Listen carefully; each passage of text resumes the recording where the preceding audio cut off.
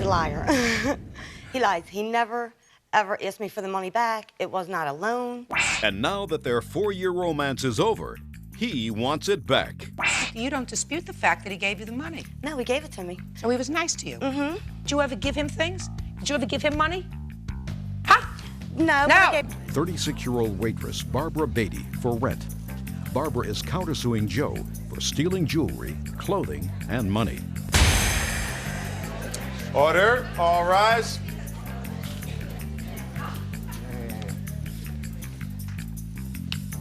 Your Honor, this is case number 462 on the calendar in the matter of Rimkus versus Beatty. Thank you, Byrd. Parties have been sworn in, Judge. You may be seated. Have seats, please. Mr. Rimkus, your complaint alleges that you made a loan to the defendant of $1,575. Yes, Your Honor. And that was during the term of a 4-year romantic relationship that you had. The money was to be used for some sort of moving expense. Yes. How much into the relationship did you make this loan? Probably about 3 years into the relationship. And tell me the circumstances surrounding the loan. Well, Barbara lived in the northern part of the city with her children, and she lived with her sister and brother-in-law. She was always complaining to me that her brother-in-law mostly didn't treat her and her children the same as he did his own children. And I said, why don't you get your own house? And because you're paying him and you can do it on your own. So she said, could I help her out? And I said I would lend her the money. And it came to $1,575. Did you make a payment plan with her? No, I did not, Your Honor. Did you ever, while you were together, ask her for the money back? Yes, well, I got her a job as a barmaid, and I said, this way you can pay me back my money. And she said, okay. And she just never paid anything. Okay, let's hear your version of this story. He's a liar. He lies. He never, ever asked me for the money back. It was not a loan. You admit that he gave you $1,575? Yes, he gave it to me. Well, tell me about how it came about. Well, it came about the same way that he said. I was living with my brother-in-law and my sister, and things just weren't too good there. My kids were getting treated like, not like part of the family, more like, you know, like outsiders, like they didn't want us there. And I told Joe that I wanted to move, but I didn't have the money. He said he would give me the money, and I don't have to worry about paying it back or anything like that. Had he ever given you money before? Yes. When? Oh, during our whole relationship. Good. Tell me about when he gave you money He before. would give me money to go shopping. He would give me money just for me to have money in my pocket. So he was nice to you? Mm-hmm. And did he do that frequently? Oh, yes. How frequently? Once a week? Twice a week? Once a week. Just because you didn't have cash? Right. And you needed money, and he was a nice guy? Mm-hmm. Huh. When did you terminate your relationship with him? He broke up with me in July of this year. Mm-hmm. Now, who are you and what do you want to say? I'm Janice. And Janice what? Henning. You know about this specific transaction? Oh, yes. Well, Yes. tell me how you're related to either one of these people. He is my friend for the last 15 years, and I had worked with Barbara before. In what kind of establishment? We work as bartenders. Okay.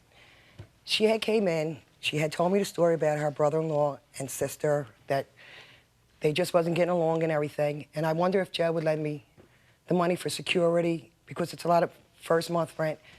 So she said she was going to ask them, and she asked him to lend her the money for Were the you there when she security. asked Yes, him? I was. And he said, I'll write you a check for the security and the month rent, or the first and last month rent. It came to $1,575, and I was there. Good. I believe you. I was I there. believe him, and I believe she said, can you lend me $1,575? I believe that.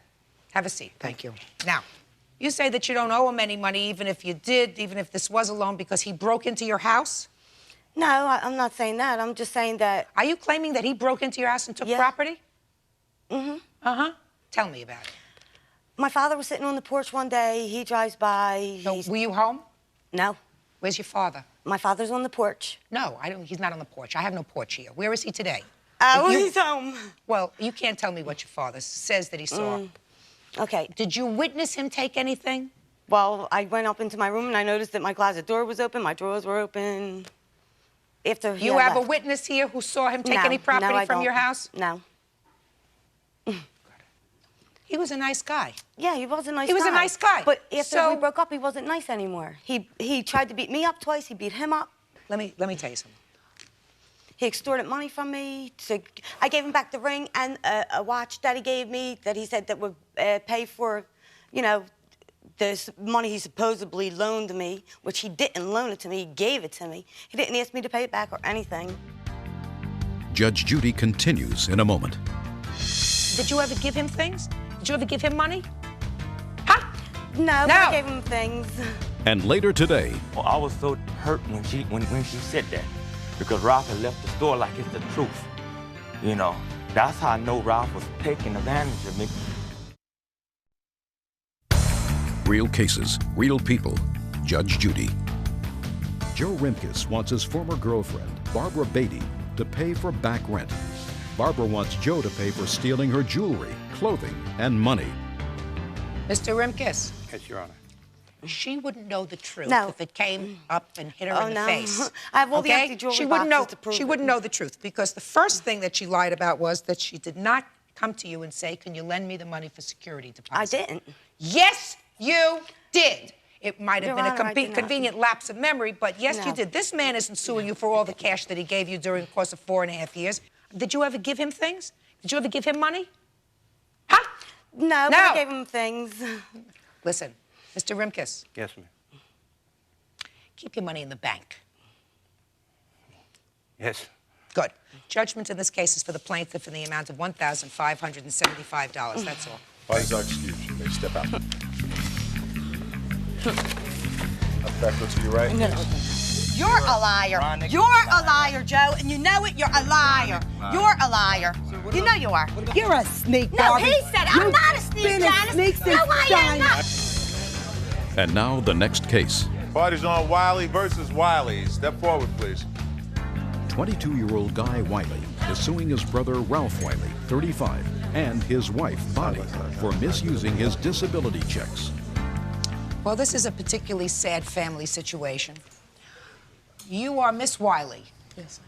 Yes. and this is your brother. And this is your brother. Correct. And this is your brother's wife, sister-in-law.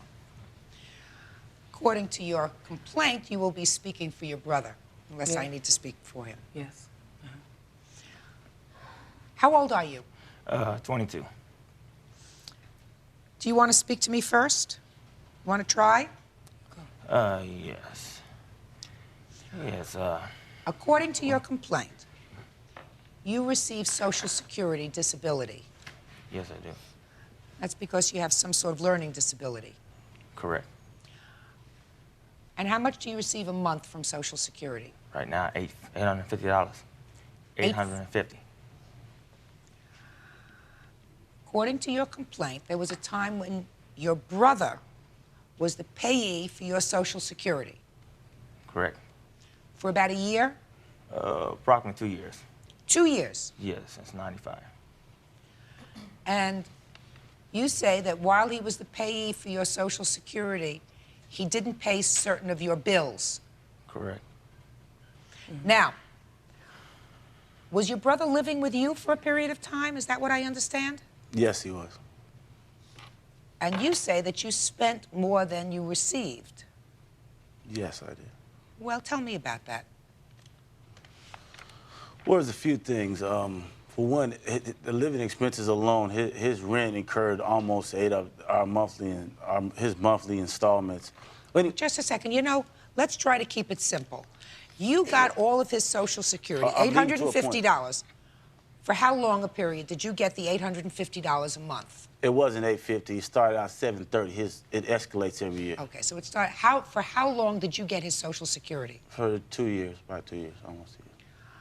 And was he living with you during that 2-year period or not? Yes, he was. And what did you use that money for? To pay his living expenses. Like what? We living in a hotel. I was paying his hotel expenses week to week. Were you all living in the same room? No. He had his own room. And we had. Okay. So you were living in a hotel for a while? Yeah. Okay. And what was his hotel bill when you were living there? It was $175 a week. And how long did you stay in the hotel?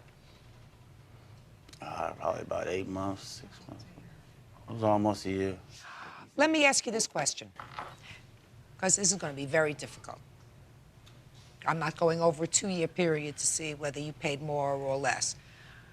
It's very hard to support somebody fully. You understand that, Miss Wiley, on $730 a month. Okay. Right? Yeah, right. I mean, we're not talking about a lot of money here. Do you understand that? Yes. Okay. Let me go through some of these bills with you, sir. There's a $937 phone bill. Do you know anything about that? Not really. I think she probably can answer that one a little better. Mainly, most of the bills was for him calling my mom and my dad. They live in Vegas, and if you look at the bill, there's a lot of Vegas calls because at that time, none of the other family members were dealing with Guy. So the only family he clinged to was my family, and he called. Just a minute, whose phone was this? This was his phone in his own room. Okay, he picked up the phone and he called. So you my had a mom. phone in your room? His own room. You had a phone in your room? Yes. And over what period of time did these $937 bill build up? They build up practically sometimes that she used to have me call her mom for. Oh, no, over how many months? Do you know? About almost a year. Okay, now what about the medicine? His medicine was being paid. I have the insurance receipt, was and taking we have care of his witnesses medicine. here. UCLA stopped taking care of it when he started being irresponsible as far as making his appointments. They took offense to that, and they didn't think he was that serious about that. Because we used to let him drive our car to the hospital. Some of his visits at first started out, Guy was going himself because none of the family members would come pick him up and take him to the hospital. And our best friend right here, Dennis, when he was staying at the Dare UN, would come pick him up, take him to the hospital. I would pick him up when his appointment was done. We would go to the pharmacy together. We would get his prescription, and we would come home. I have the receipts here. Okay, let's stop for 1 second. Miss Wiley, where were you when this was all going on? Ralph and I were not getting along. Okay. Ralph and I were not getting along. Guy was with my sister Selma at first. Selma told him because he wanted Ralph to be his payee because he loved Ralph, all that stuff. And so my sister asked me, "Are you sure you want to go with Ralph? Are you sure you want to do that?" So all the family members asked Guy, "Are you sure you want to go with Ralph?" Ralph and I, the family got along real bad, okay? Me and Ralph just wasn't even on speaking terms. So when I told Guy, my hands are untied, I'm through. You want to deal with him and her? I don't want to be bothered. So I stepped out of it. Because I got a bad health myself, so I didn't want to be bothered with all that mess. I just want to know where you were at all this time. I have lupus and kidney failure, okay? I didn't need the stress and everything. So that you can't have your brother live with you? No, he wanted to live with Ralph. Shh. He wanted to live with Ralph. He wanted to live with Ralph? Yes. Judge Judy continues in a moment. You know what that's called? That's called money laundering in business. It may have only been $25, $30, $50, $80, but that's what it's called. Real cases, real people. Judge Judy. Guy Wiley says his brother, Ralph Wiley, and sister-in-law, Bonnie Wiley, misused his disability checks. Guy. Yes. Tell me why you left Ralph. Okay, reason why I left Ralph because really I was in the store. Bonnie had got mad at Ralph and turned around and told me, "You know where all your money's going? Your whole check on UPS orders in the store." Did I say that? Shut up! I don't want to hear you. He's talking. And I was so hurt when she said that, because Ralph had left the store like it's the truth. You know, that's how I know Ralph was taking advantage of me. She come to me telling me, "Your brother's taking your money. He's doing this with his check. He's paying for UPS orders." This is what she said about him. You know, I be trying not to believe it because he come to me telling me, "I'm not taking your money, guy. Don't listen to her." You know, but I can't help but because you keep putting it in my head. You know, Ralph is. So you got angry. So I got angry, and we was in the store. So I decided that, you know, I didn't want to settle working in the store no more. So you were working in your brother's store? Yeah, for only really $10 a day. And I told him I decided, you know, because he had me sleeping in the store a couple nights. And what kind of store do you have, sir? Sporting goods stuff. Okay. And your brother was working in your store? Yeah, I guess you can call it that. What do you mean you guess you could call it that? He said he was working there every day. He was there. Doing what? He... Taking care of the stock? He taking care of the stock? You want to say he worked? No, he wasn't taking care of the stock. Cleaning up? Answer the phone. Answer the phone. Just a minute. Answer the phone? Yeah. And he was there every day? He wasn't there every day. He was late a lot of times. Yeah, he was a big help to me, and I'm not denying that. Good. How much did you pay him? It varied. I mean, as we made money, he made money. It depended. There was no, I said hourly salary. Why not? He's your brother. That doesn't mean he's a slave. That means if he's working in your store, he gets an hourly wage. He gets minimum wage. He gets whatever the minimum wage was when he was working there in '96. He should have been paid. If he's not in your store, he could be working someplace else. Well, that's the thing. He couldn't work anywhere else because of his inabilities. I was trying to assist him during that time. Sir, listen to me. There are a lot of places where someone who has a learning disability or who has some disability can work, even if it's for minimum wage. You're not doing him a favor. He was doing you a favor. He was working in your store. You weren't paying him. That's not fair.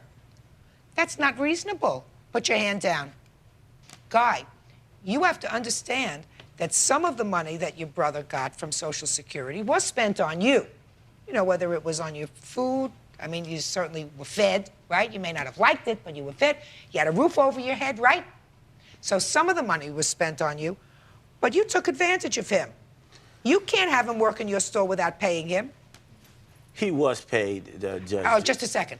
I'm sorry. I think that you ought to be quiet. You know, we don't need anybody stirring up the pot. You're a pot stirrer. You're supposed to give him a set amount of money. He's an employee if he comes into the store. Now, if you said to me you weren't getting any money from him, from Social Security, and he was working in your stores to sort of pay for his keep in your home, that's a different story. But you were getting anywhere from $700 and change a month to $800 a month for him. And in addition to that, you give him a couple of bucks whenever you felt like it. What do you mean? What are you shaking your head? No, madam. Can I tell you, that's not, I have checks here where I would write to Guy, and Guy didn't get $10 a day, okay, Judge Judy. He got money. We gave him, even if we didn't make anything in the store, we paid Guy. Listen, that's what happens when you have a business, when you have somebody who works. But he got paid, okay? Show me. Show me the checks made out to him. These were checks made out to him, and I wrote them to him. He went to the bank, and he bought them back. Show him. I paid him, and I took money out of there, and I paid Guy. Just a minute. What do you mean? I wrote him a check. He cashed a check for me, okay? Okay. Say if the check was $80, I would give Guy $40. And no, this is just money. This had nothing to do with what Ralph was paying him. Judge Judy continues in a moment. So what you're telling me is you would write checks to him for him to put in his account. No. He would come back and give you the cash. That's what you just said to me. Right. And you would give him some of the cash. Right. You know what that's called? That's called money laundering. That's called money laundering in business. It may have only been $25, $30, $50, $80, but that's what it's called. You're giving him money to put in his account, right? And when he cashes a check, you were told to cash the check and bring back the cash, correct? Yes. And when you cashed the check from your account, because this was made out to you, you gave your sister-in-law the money, and she said, here's $10 for you, here's $20 for you. Is that what happened? Yes, what she did. Is that what happened? I heard enough. Judgment in this case is for the plaintiff in the amount of $2,531. That's all. Parties are excused. You may step out. Judge Judy continues in a moment. And on the next Judge Judy.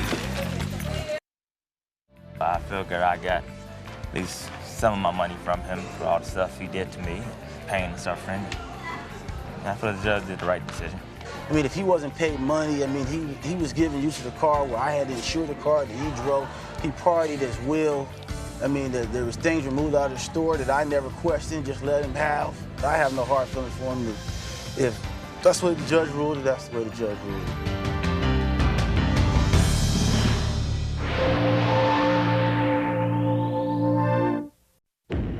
We grew up together, we've been through thick and thin.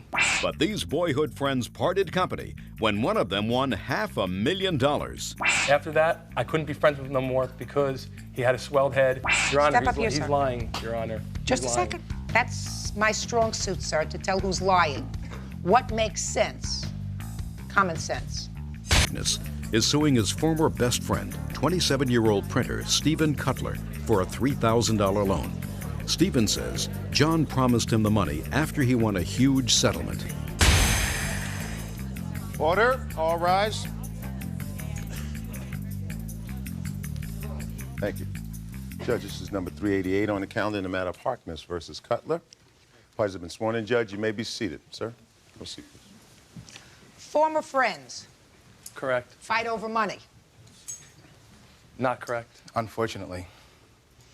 Well, that's why we're here, sir, because this is a dispute over money. Correct. According to you, Mr. Harkness, you lent Mr. Cutler $3,000. Yes, that's correct. Mr. Cutler says it was a gift. Correct. So why don't you tell me, sir, how did this loan come about? Well, in the beginning of 1995, Stephen was living in a house. He was renting a room. He couldn't live at home. His father, they kicked him out of the house, and he couldn't live at home. He had nowhere else to go, and he was also getting kicked out of this new apartment that he had gone into. And he came to me and said, you know, John, can you give me $5,000? I said, Stephen, you know, $5,000 is a lot of money. You know what I mean? I really can't give you $5,000.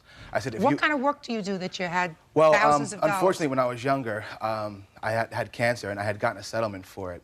And so when How did you get a settlement for having cancer? well, because I was misdiagnosed for not having it. And then I did have it, so it was a big, drawn-out thing. When I was 19, I got a settlement and put it away and invested it for my children. How much did you get? It was about $500,000. So And Mr. Cutler, you knew that he was getting a settlement? Yes. Okay, go ahead. So Stephen came to me, like I said, asked me if I can give him $5,000. He didn't say lend, and I said, Stephen, I can't give you $5,000. I can let you borrow $3,000. He said, oh, come on, you can give me $5,000. You got the money. I said, Stephen, it's not about if I have the money. I can't afford it. You know, I was going to school. I put myself through college, and that was even before I got the settlement. So I've been working hard my whole life to save my own money. He said, come on, please, please, please, you know. I said, all right, listen, I can let you borrow $3,000, but you got to pay me back. He said, well, I can't pay you back right away. I said, Stephen, I know you don't have money. If it takes you a year to pay me back, just pay me, you know, in drips and drabs, whatever you can, you know. So I gave him the money. He was so happy, you know. He said, thank you. My witness was present. What did you write him a check? I wrote him a check, and when I went to write him the check out, he said, don't write the check out to me, write it out to my father, because I don't have enough money in my account to cover it. Well, I said, that, you know, seems pretty sensible. He was asking me for the money, so obviously he didn't have money to cover it. And he said, I need the money right away because I have to put it down on a new apartment. So I said, no problem. I wrote the check out to his father so his father could cash it. After I gave him the money, I saw him less and less over the next 6 months. Come that October, I went back to college to get my bachelor's degree. So, and then I saw Stephen less even more. So I called Stephen up. Hey, Steve, I haven't talked to you in so long. How you been? What's going on? This and that. We talked like old buddies, like nothing had ever happened. Soon as I mentioned the money. What money? I said, Stephen, come on. You know, we grew up together. What do you mean, what money? You know? He said, you said that was a gift. I said, Stephen, come on. Who's going to give somebody $3,000? I was like, I haven't even given anybody in my own family $3,000, let alone a good friend. I said, I can let you, I said, I let you borrow it. Which said, that's not what you told me, and hung up the phone. Okay, stop. Mr. Cutler, did you need money? No, I did not, Your Honor. You were working in 1995? Yes, I was. What kind of work were you doing? Working in a soda distribution company. Doing what? Forklift work and just distribution, loading trucks up. Okay. Were you evicted from residences at that time? No, I wasn't. Your Honor, Well, tell me. Your Honor, that's a lie. Just a second. We let you speak. Get back in a second. You don't deny that he transferred, I'm not going to say gave, loaned, or whatever, he transferred $3,000 to you for your benefit? Yes, he did. Yes, he did. Now you tell me how that came about, sir. We were longtime friends. We grew up together in the same neighborhood. And I knew John was getting a settlement, and he said to me, he said, Steve, he said, if I ever get a large settlement, he says, I'm going to take care of you and George Altz because you guys have been my best friends for so many years. Now, that's what he said. to me. He said, you guys are going to get $5,000 each and a trip to Europe, he said to me. He said, I'm going to take you to Europe on me. That's what he told me. I'm going to take you to Europe. To Europe, yes, on him. Just that we were going to go backpacking, hiking. So did you ever do that? No, we didn't. No, we didn't. So tell me about the $3,000. So as time went on, we were in the basement and together, and he said, Steve, he said, remember when I told you I was going to give you $5,000? I said, yes. He said, well, I can't afford to give you $5,000. He said, I spent a lot of money. He said, but I could afford to give you $3,000. You mean, and that just came out of the blue? Yes. Just to hanging out in the basement? Yeah, yes. Did you say to him, what happened to the backpacking that we were going to do, the traveling we were going to do? No, I never brought up Europe. I wasn't going to be greedy. I figured whatever, you know, he was going to give me, he was going to give me. So it just came out of the blue? To be honest with you, it's been a few years. I don't remember the exact conversation, how it was brought up. I do. To be honest with you. Go ahead. It never took place in my basement. Yes, it did. When he was living in the house and he was getting kicked out, that's when the money transpired, actually. Mr. Alt was present. He was present? Step up here, sir. Yes, he was. Your Honor, Step he's lying, Your Honor. Just a second. That's my strong suit, sir, to tell who's lying. What makes sense? Common sense. Yes. How you doing? Your name is... I'm George doing Waltz. fine. How are you doing? Good. Pleased to hear that. Your name is? George Waltz. Basically, me and Steve talked about getting a loan from John. Actually, it wasn't a loan. We wanted to receive $5,000. Stephen ended up asking him. I just kind of stayed off to the side. Short time after, Steve came back and said, he's not going to loan us $5,000. He'll let us borrow $3,000.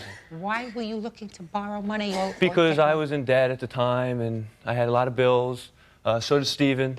So Stephen said, you know, I asked him, he would loan me $3,000.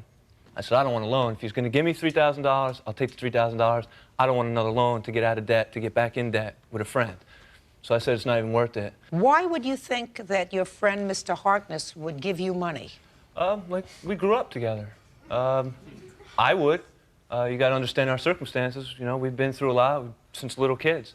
I thought maybe we can get some money from him as a friend. Sure, step up here. Who are you? My name's Joseph Smeltzer. I know all three of these men here for well over 15 years. When John received his lawsuit, for years, well before he received it, Steve and George had been his best friend, lifelong best friends. John had bragged countless times, and specifically, that he was going to take care of them financially and give them a gift. That's a lie, Your Honor. Just a second. Were you present, sir, when you heard any discussion about $5,000 and a trip to Europe? Yes, I was, many times. No. He made a lot of promises to a lot of people, not just Steve and George. I mean, he bragged that he was going to take care of a lot of people in many different ways. Shh. And just a minute, a lot of people do that. Yes, they do. A lot of people do that. But you got to consider the fact when best friends of this nature, they're considered like family. They grew up all their lives. It's more like family. It's like if I came into $1 million tomorrow, I'd have no problem giving Steve $5,000. Judge Judy continues in a moment.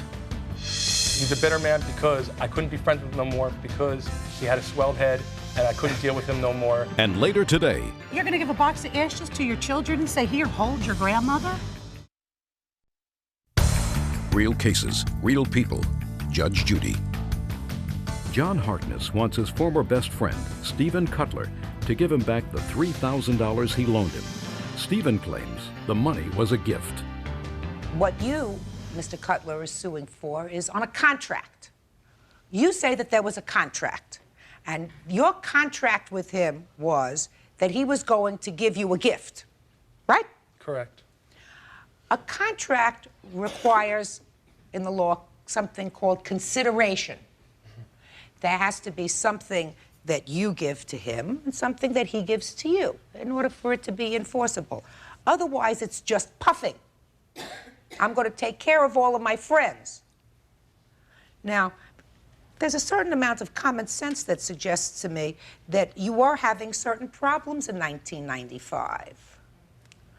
Your that Honor, has a ring of truth to it, sir. Your Honor, $3,000 wasn't going to make any difference in my life at that time. He was getting kicked out of the whatsoever. Just a second. Whatsoever, Your Honor. Just a second. Then why, Mr. Cutler, would you think, sir, that after several years, because this transaction took place several years ago, that Mr. Harkness would at this point sue you for the $3,000? Because he's a bitter man, Your Honor. Why? Just a second. Why do you think he's a bitter man? He's a bitter man because I was friends with him for a year after he gave me the $3,000. After that, I couldn't be friends with him no more because he had a swelled head and I couldn't deal with him no more. And a lot of people the same way. So don't tell me about a lot of other people. What two about years you? later, he calls me up on the phone and said, Steve, he says, the money that I gave you, I want it back. I said, John, you gave it to me as a gift. He said, doesn't matter. We don't speak no more. He says, I want the money back. Never I said, well, you're not going to receive the money. Happened. You gave it to me as a gift. And he said, well, I'll see you in court. And I said, I'll see you in court then. Just a second. I'm going to resolve this in a minute. Did he make the check payable to your father? Yes, he did. He told me, Your Honor, the reason why he made it out to my father was he told me, he goes, I don't want you spending it all in one place. He goes, I feel if your father is involved with it, he goes, your father will look out for the money better than you will. And that's why he wrote my check to my father. Oh, no. You see, a very important thing for you to remember, sir, is that common sense is what's supposed to prevail in a court. If he were giving you money outright, he would have given you the check made out to you. And I'm going to tell you why. Because if you didn't need the money immediately, you could have opened up a bank account, put that check in the bank account, and waited for the check to clear. The fact that he made the check out to your father suggests to me that you needed the money immediately. Yes. And thank you for agreeing with me. Sorry. I also think, Mr. Cutler, that of all of his friends, I haven't heard of anybody else that just took money from him. Right? You haven't told me about anybody else that just took money. I'm the only one here, Your Honor. I mean, there were other people. There were other people. No, there wasn't. I could have brought many witnesses here, but... Name one. Just a second. Why'd you bring him? Hey! Sorry. Sit down now. Mr. Harkness, I am satisfied based upon primarily the one tangible thing that we know, which is that you both agree on, that you made the check payable to his father, and that suggests to me that there was an immediate need that he had for the funds, Yes, which Your Honor. supports your story that he needed the funds immediately for a new apartment, which is totally different from what he's saying is that you were in the basement of your building making out a check and you said, I hear I'm going to give you some money. No, never happened.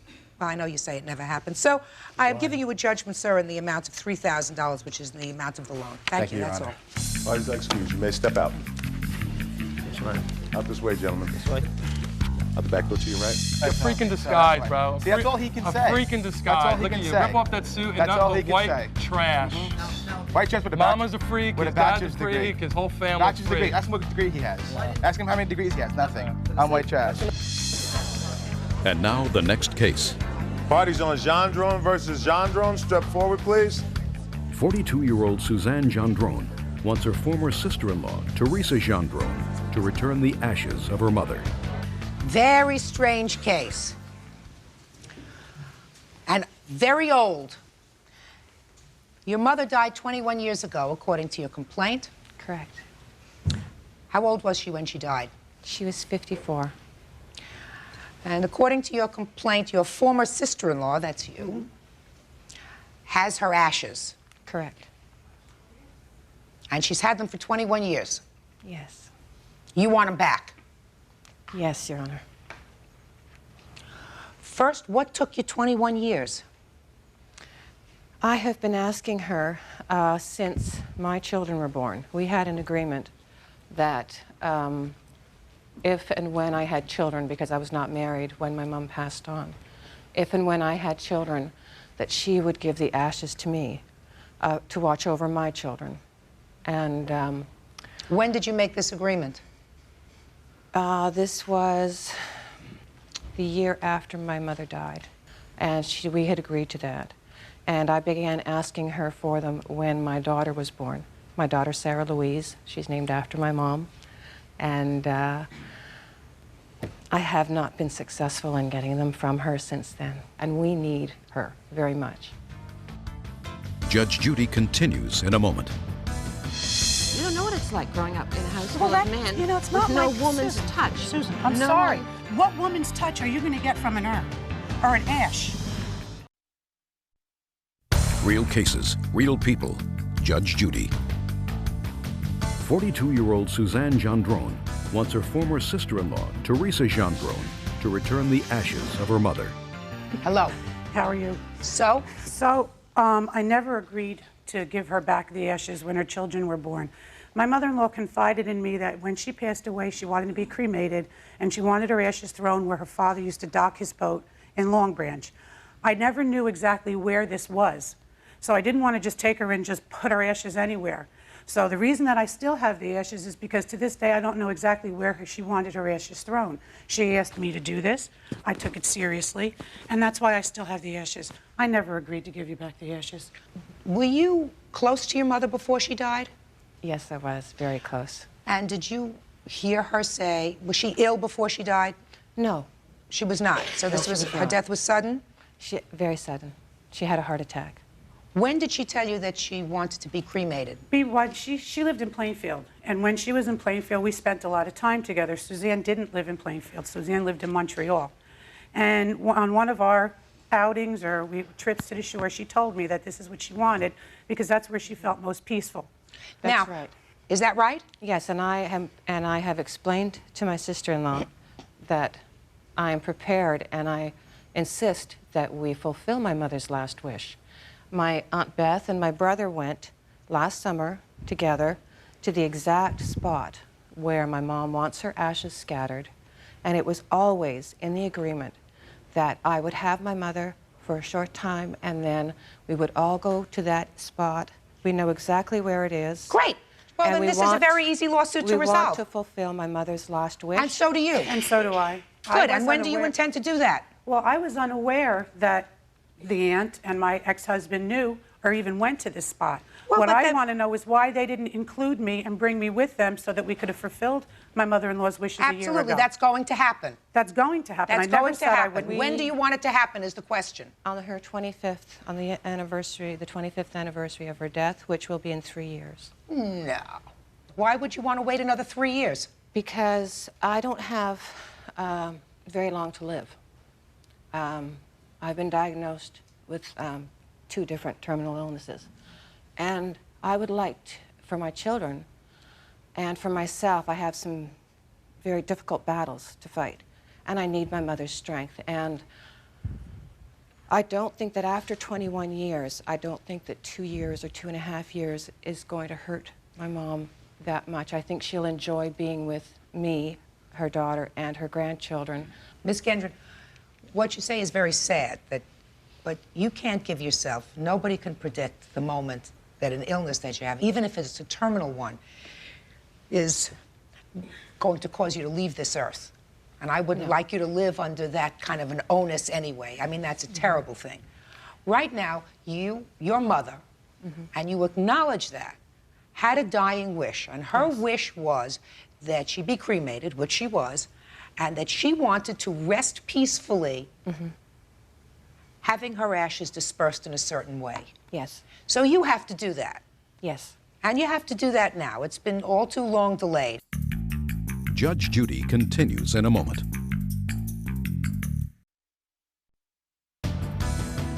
What is clear to me is that every person has the right to dictate what happens to them at the time of their death. Your mother did that. Yes, she did. It's been delayed for 21 years. It should not be delayed at all. I will make an order, and you tell me at what point you're going to be ready to go to New Jersey. That's where she wanted to be scattered. So you tell me when, and I will fix a time frame, a week or a 2-week period. Spring. In the spring? Step up here. Yes. April? Good. April. How about May? May 15th. That's my daughter's birthday. She's named after my mother. Is that a good date? That's a good date. May 15th? Yes. Fine. That on or before May 15th, the 2 of you, together with any of the siblings that want to accompany you, will finally fulfill your mother's last wish. Case is resolved. Thank you. Thank you. Parties are excused. You may step out. Judge Judy continues in a moment. Please. Thank you. And on the next Judge Judy. In my opinion, my sister-in-law feels like a box of ashes is going to take all her guilt and and loss away from her that's going to put something back into her life. I don't live with a box of ashes. It's not a I box live with of ashes. It's my memories. mom. You're going to give a box of ashes to your children and say, here, hold your grandmother? No, I had a beautiful urn made for Mom. You don't know what it's like growing up in a house Well, full of men you know, it's with not no like woman's Susan. touch. Susan, I'm No. sorry. What woman's touch are you going to get from an urn or an ash?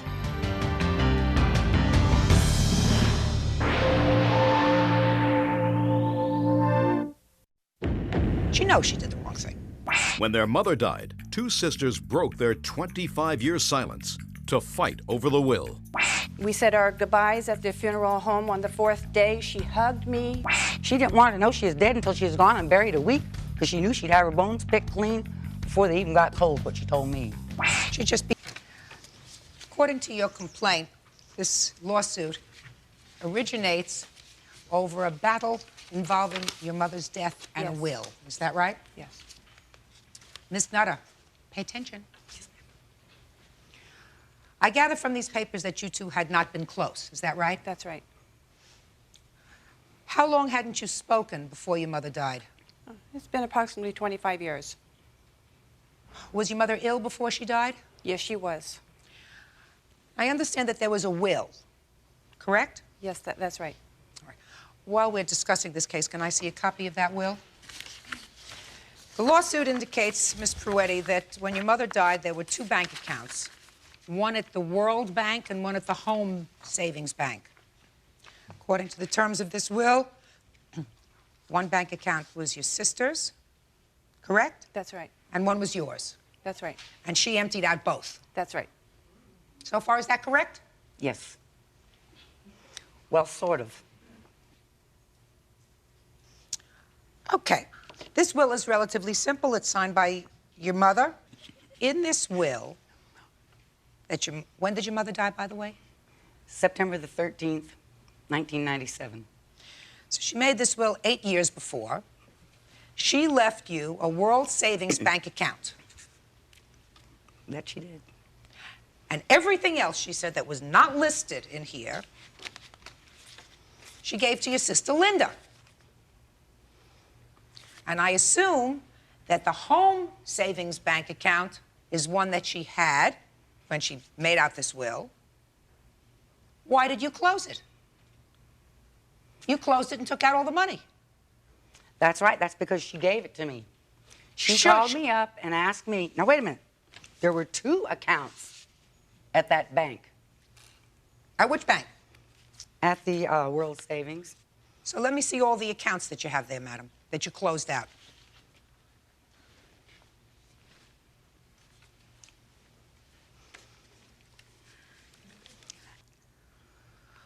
Ah, 440541. All right. So this is the account. Your mother's name is Ruby? Yes. I haven't even looked at the other stuff yet. This account she clearly left to you. In this account was $817.50 in September of 1997. And then you closed it. Yes, ma'am. So you got $817. Yes, ma'am. From that account. Yes, ma'am. Okay. Now, that clearly she left to you. That's on your side. Now, the other World Savings account had $12,996 in it. Mm-hmm. That's mine, too. Who says so? My name is on it, and she gave it to me. Oh, just a second. I didn't look at that. Well, Okay. don't tell me she gave it to you. Okay. Let's see. Whose name was this account in? Okay. Absolutely right. So, Miss Pruetti, this account your mother opened as trustee for your sister Shelby. So clearly, when she opened this account, it was her intention to have Shelby be the recipient of these funds. Got it? Yes. So, Miss Nutter? Yes, ma'am. This is on your side. Oops, sorry. This is on your side. Now, let's go look at the Home Savings Bank. Do you have a statement from the Home Savings Bank? Yes, I do, Your Honor. Can I see it, please?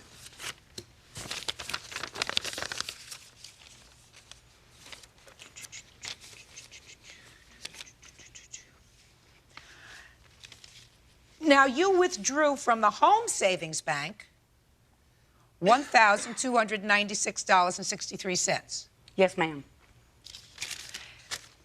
Explain to me why you think you have any right to this money. Because my mother had called me up and she had asked me if I wanted the mobile home or if I wanted the money. And she didn't say how much money. And I said the money. She says, okay, then that's the way it will be. Oh, madam, come on. You played fast and loose. That's not right. This clearly your mother intended for you because it has your name on it. Your mother clearly intended anything that was not included in this account at the World Bank to go to your sister. You had a whole laundry list of things that you were getting, and everything else was supposed to be to your sister. Go ahead. You want to tell me something? Yes, Your Honors. On November 19th, I wrote my sister a letter informing her of the will, telling her that I was going to give her until December 15th in order for her to respond to me. She'd already taken the money out, right? By November 19th, yes, she had. did. She'd already taken it out. She took it out in October. Mm-hmm. So what is the point of I that? let 47 days go by because I was told by my mother that I was the recipient of the home checking account. My sister had not spoken to her mother in at least 12 years. That's not so. It doesn't make any difference. Listen, this account is yours. So I gave her to December 15th in order to respond to me. I let her know that I was aware that she did take the money out, and I was waiting for her to send me a copy of the check with the statement. I then sent her a copy of our mother's will at that time. That's how she got the copy of the will. She did not have a copy of the will prior to going to the bank. Did you tell her that there was a will? I read the will to her in her mobile home at the time when my daughter and I went to her mobile home, and when we got word of her death.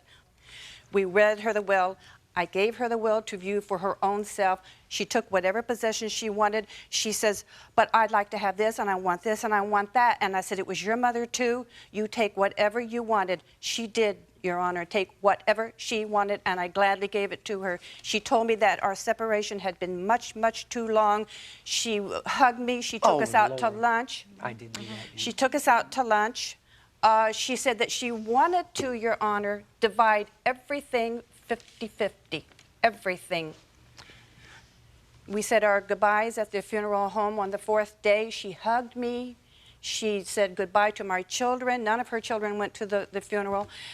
And then off she rode into the sunset with a brand new car that she had bought with a minimal down payment on the day of her death, and went down and bragged to me when I spoke with her that she went down on the day of the funeral, took the money out of the account and paid her car off and laughed. She thought it was hysterical.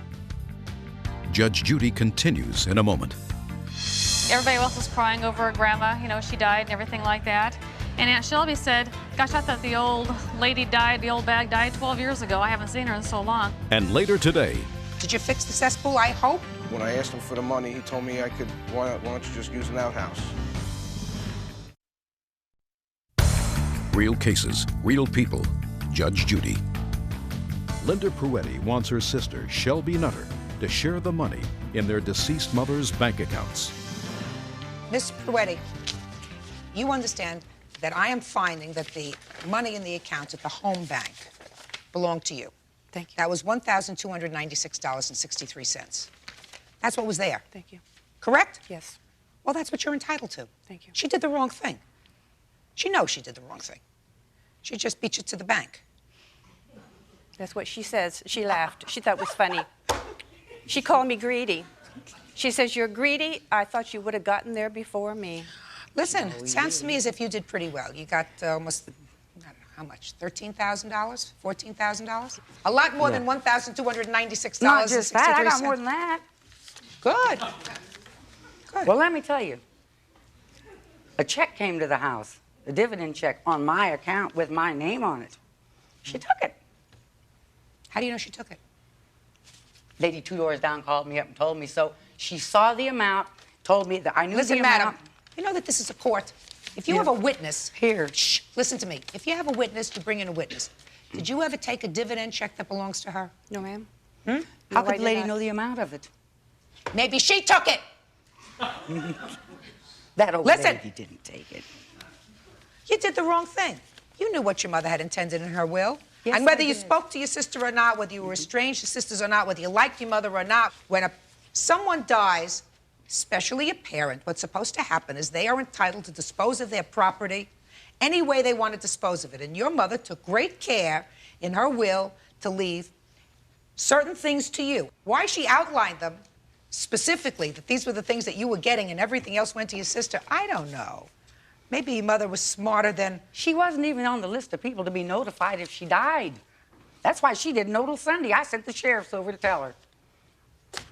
She didn't want to know she was dead until she was gone and buried a week, because she knew she'd have her bones picked clean before they even got cold, what she told me. Oh. Is that what she told you? You know, Yes, you talk to a lot of people. That's what she told me. You talk to a lot of people. I talked to my mother. How often did you go and visit your mother in the last month that she was alive?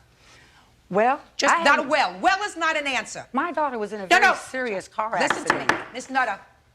I didn't Give go me your at whole all. story. I didn't even know where she was or where she moved to. So the answer is I didn't go and see her at all. No, I didn't. Okay. Judgment in this case is for the plaintiff in the amount of $1,296.63. This case is over. Thank you. Parties are excused. You may step out. Back door to your right. She's a brute, she's malicious, and she's mean. Ever since I was born, she beat me up. She beat me up all my life. All my life. She was intimidating. She's a brute. She's not nice. She's very special. Well, Mom liked me best. Tell and me. I gotta go. That's true. That's true. And now the next case. Parties on. McIsaac versus Coletti. Step forward, please. 22-year-old Keith McIsaac claims neighbor Dennis Coletti, 29, ran his truck over his lawn and destroyed his cesspool. Dennis is countersuing Keith for a cracked windshield. Wait till you hear this one. Parties have been sworn in. You may be seated. Neighbors. Somewhat. What does that mean? We're a few houses apart. I didn't say next door neighbors. I said your neighbors. Okay. And you got a new truck. Yes. And you were a friend of his? Yes. So you wanted to show him your new truck, right? Well, yeah, I wanted to show him an accessory I added to the truck. So why don't you tell me what you did? I called him up. I asked him to come down to my house. He said he was very busy. He had a lot of things going on, and that he wouldn't be able to make it down to my house right away. I said, well, I'll come over and show you. So I drove up to his stoop, across his grass, and parked next to his stoop and got out and showed him my truck. Across my grass. Across your lawn. Right. Well, he's done it to me in the past. Just a sec. I don't care whether he's done it to you or not. That's not the subject of this lawsuit, sir. The subject of this lawsuit is 5 minutes after you drove your truck off his property, what happened? My cesspool caved in. It was a little more than 5 minutes, but it caved in within a half an hour. The whole thing caved in. Well, cesspool's 50 years old anyway. Shh. Hey, don't talk to him. Talk to me. Can I please see the pictures of the damage to the driveway, to the lawn? You have estimates? Yes. Let me see them. I have the paid cesspool bill, which when I gave to him, he crumpled up, ripped up, and threw at me. And I have estimates, which the work isn't done on yet. What are you showing me here? I'm showing you the collapsed wall, the collapsed rail tie wall that fell in. When My did you shrubs, take these pictures? When it happened. When it happened? Yes. And what was the total estimate to fix this cesspool? Total estimate for the cesspool, I believe, was $1,200. And what are all these plantings here? You got 5 azaleas, boxwood trees. Those are the trees that I lost in the cave-in. You didn't lose any trees in the cave-in. You didn't even take care of your stuff in the beginning. First of all, I lost all those trees. Those are the estimates I got on the trees that I lost. Show the me. shrubs. You never Show watered me. your shrubs. Hey, They're all dead. Do I look like I need help from you? No. I mean, you were foolish enough to begin with, right? Judge Judy continues in a moment. you're 28 years old. You're supposed to be a responsible human being. You have a wife, you have a child. You don't take a truck and drive it on somebody else's lawn. That's stupid. Real cases, real people. Judge Judy. Keith McIsaac says his neighbor, Dennis Coletti, ran his truck over his lawn, destroying his cesspool. Dennis says Keith cracked his windshield. How old are you? 28.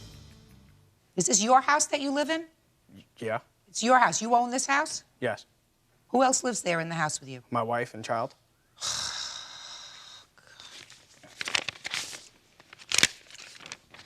Did you fix the cesspool, I hope? I fixed the cesspool. It took me 3 days to get the money up. I had to pay cash for it.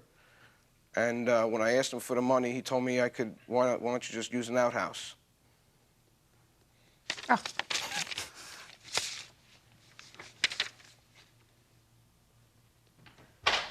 This bill that you got for concrete and all that other kind of stuff, Yes. $1,625? Right. What was that for? That was for the driveway. I caved in. The driveway caved in around the cesspool? Part of the driveway caved in with the cesspool, when the cesspool caved in. Just a piece of it? A piece of it. But you had to replace the... Well, I had, you know, if it was going to be replaced at one part, why should I have to suffer and look at that when he drove on my lawn? So you had the whole thing done? I didn't have it done yet. That's just an estimate. I have to, I'm trying to get the money, you know. All right.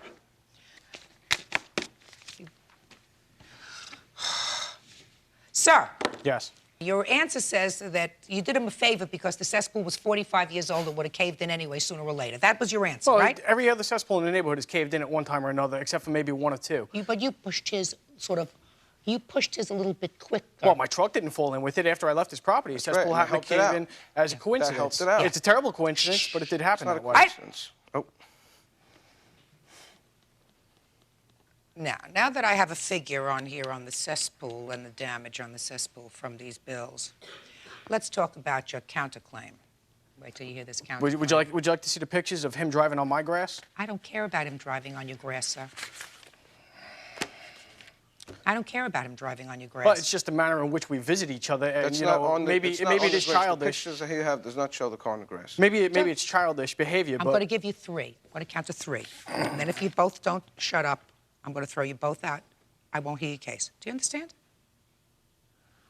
All right. So you're counterclaiming for $300. You want to tell me what kind of damage he did and when this was? Well, the dollar amount that the estimate was changed to $119.08, based on an estimate I got. I was under bad information when I gave that $300 claim. $119.08 for what? A windshield, my wife's car. All right. Now tell me about the windshield.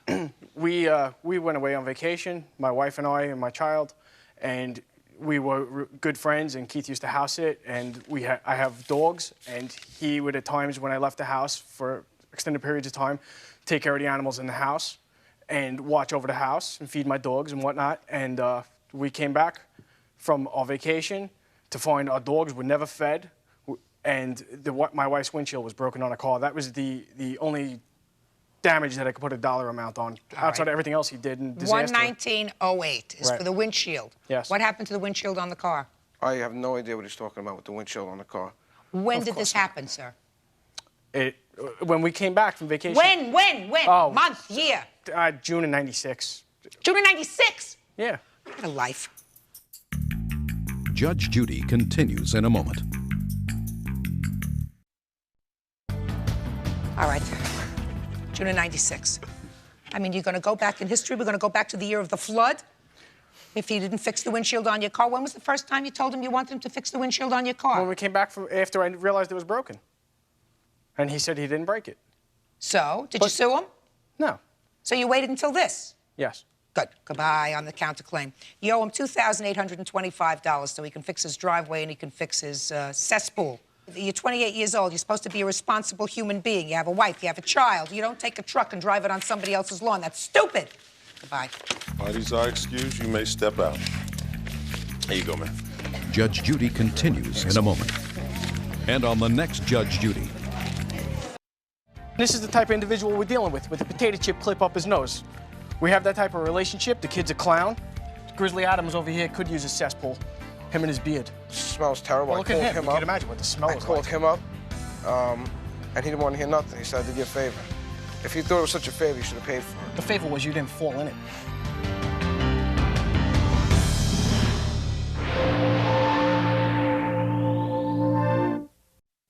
Michael, fess up! His dad and stepmom co-signed the truck loan. Now he's left them stuck with the bill. If it was between my dad and I, we wouldn't be here.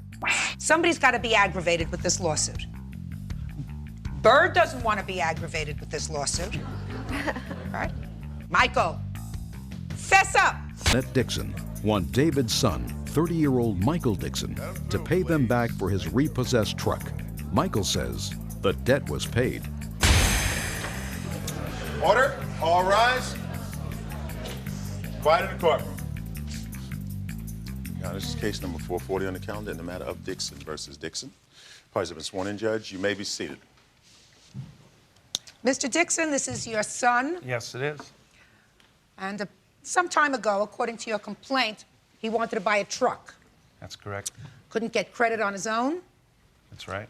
so you co-signed for the truck. Yes, I did. How old were you at the time, sir? That would make me 19. And you're 30 now? Yes, I am. And how long did you have this truck? Roughly 2.5 years. And then it got repossessed? That's correct. Because you stopped making? Payments. Yes. And then you were about 20 years old, so everything was terrific. And your father says that the credit company came after him. That's correct, yes. They came after me, and they repossessed it, and they auctioned it off, and the balance was due on it was $4,400. And they were going to come after me and take me to court if I didn't start making payments. So I agreed to start making the payments of $200 a month, and I told my boy that this is going to have to be taken care of, and he just basically said it wasn't his problem. And He was 21 years old at the time. no, I didn't get the paperwork until '96, July of '96, when they came after me. So for 8 years, they were quiet. No. No, it was. It's wrong. It was repossessed in, I think, in '89. No, 90. I mean, or '90. You're Mrs. Dixon? Yes, I am. Are you his mother? No, I am his stepmother. When did you become his stepmother? In 1989. When, for the first time, did you hear from this credit company? On July of '96. We got some documents in the mail from this lawyer that was taking over the case to retrieve the money that was owed on it. Now, Mr. Dixon, so what you're telling me is between the time that the truck was repossessed Yes. in 1989 until 1996, you knew nothing about the fact that there was a deficiency when the truck was repossessed? I was not aware of it, no. Now, you were made aware, however, between 1989 and 1996 that there were monies owed on the truck? No, I wasn't. Chrysler sent me a letter saying that it was sold for more than it was owed. Let me see that. I don't have. It was 9 years ago. I don't have that. I don't keep that records. Your Honor, I have paperwork here showing about the repossession, the year. I have letters from the attorney. Does anybody have any letters between 1989 and 1996? Yes. Can I see them? Yes. But, Your Honor, what gets me about this whole thing is our grandchildren. It's been on my... Our presents, for the kids' presents are sitting right here that they didn't get for Christmas. I called my dad, told me to come by with them. This has all been because of all this that's been going on. How many children do you have? I have 3. Your Honor, this is the second time we've taken him to court. 1996, they pulled the same thing. They moved, did not let us know where the kids were living. And also, my husband finally got to see him at Christmas down at his other son's house. Well, that was in '96. It was in '96. So they kept us from us for 5 months. Grandkids. he stated to me that the way things are at this point, it wouldn't be a good idea for us to see the kids, the You've grandchildren. always been welcome. You have always been welcome. Mr. Dixon, what's the problem, while I'm looking this over, with your father visiting with the children? I called him and told him he's welcome to come anytime he wants. But see, you heard him say, I was welcome, not my wife. That is correct. Why is that? Because this is the reason we're here is because of her. Why? Because. Well, tell me. Why do you think the because reason? this is what she does for a living. What do you mean this is what? Sues. What? No, come on. That's only giving me one-word answers. Well, she's got several other cases that she's suing other people for, and that's what this is all about. Well, if it was between my dad and I, we wouldn't be here. It's not You true, think so? Michael. Yes. Well, let me tell you this. This is a confession of judgment that I'm looking at. Have you seen it? No. Judgment? For what? Well, it's a confession of judgment before lawsuit. And it's against your father by the finance company. Whereas he agrees to pay the balance due, which was $4,400, sir, so that they wouldn't sue him. I've got paperwork that says it's a paid repossession, that I owe zero. Well, but if that's true, sir, then you should take that up with the credit company. You should take care of what your father has been paying, and then take it up with the credit card company. It's not my. I've done my time on it. I mean, yes, sir. It's been a paid repossession. I had paperwork showing that it was paid. All right. First, A, you don't have the paperwork to show me. B, even if you did, your father is the innocent party. You bought the truck. You used the truck. You stopped paying on the truck. Defaulted on the loan. They repossessed your truck, right? That's correct. And he's paying. Now, if he's paying, and he's paying because the credit company is wrong, why should he have the aggravation of having to deal with them when it was your problem? You were guilty. You bought something you couldn't pay for. You stopped paying for it. They came and repossessed it. He was a good guy and co-signed for you, right? Yeah. So you got to take over the aggravation. Why should he have the aggravation? Well, maybe we ought to check into the records. Maybe they're wrong. Who's wrong? Wherever they get this paperwork. Right! What do you mean we? You. Not him. I'm not being sued by them. Michael, it's your problem, sir. You're a grown-up. Your father merely did you a favor and said, I will guarantee the payment. Certainly, they can go after him. But it's your problem. Don't you understand that? Sir. Judge Judy continues in a moment. They'll end up, hopefully, still loving each other, but not you. You're supposed to be in the background, and you're not supposed to instigate trouble. And later today, You couldn't tell which phone calls were hers and which phone calls were yours. Yes. Because you were dating her brother. No, she was she dating was my dating brother. your brother. I don't even know your brother. Listen, hey, Since when? Miss Hunter, don't talk to each other, because you annoy me. real cases, real people. Judge Judy. David and Annette Dixon say they had to pay the bank for his son, Michael's repossessed truck. Michael says the repossession took care of the debt. Michael, there comes a time you have to grow up, sir, and accept responsibility for what you do. How many kids do you have? 3. You take care of them? Oh, yeah, very well. Do you have a father who tried to do the same for you? You have brothers and sisters? Yes, I do. Do you see them? Oh, yeah. Do you see them? Yes. And as far as your kids are concerned, you never use your children as... I never have. Good. All right. Never have used them Fine. as a tool. Then don't. Don't. It's the wrong thing to do. In this situation, this is your aggravation. Somebody's got to be aggravated with this lawsuit. Byrd doesn't want to be aggravated with this lawsuit. Right? Right? Your father shouldn't be aggravated with this lawsuit. If somebody made a mistake, then you should say, Pop, they made a mistake. Let me take it over and I'll look into it. And I'll take care of it. So, Michael, fess up. Your Honor. Listen, let me tell you something about being a stepmother. Yes. You're supposed to bud out.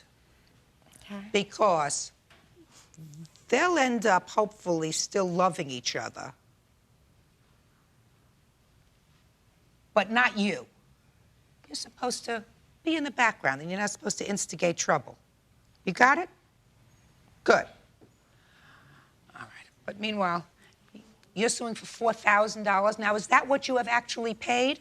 No, we have paid $1,600 on this. He has paid me a total of $400 in 14 months. So you have been making some payments, sir? So yeah, I gave him just to keep her happy, to keep him happy, So you acknowledge some sort of responsibility. just to keep my dad and I on good terms. I would have done anything. Well, that's good.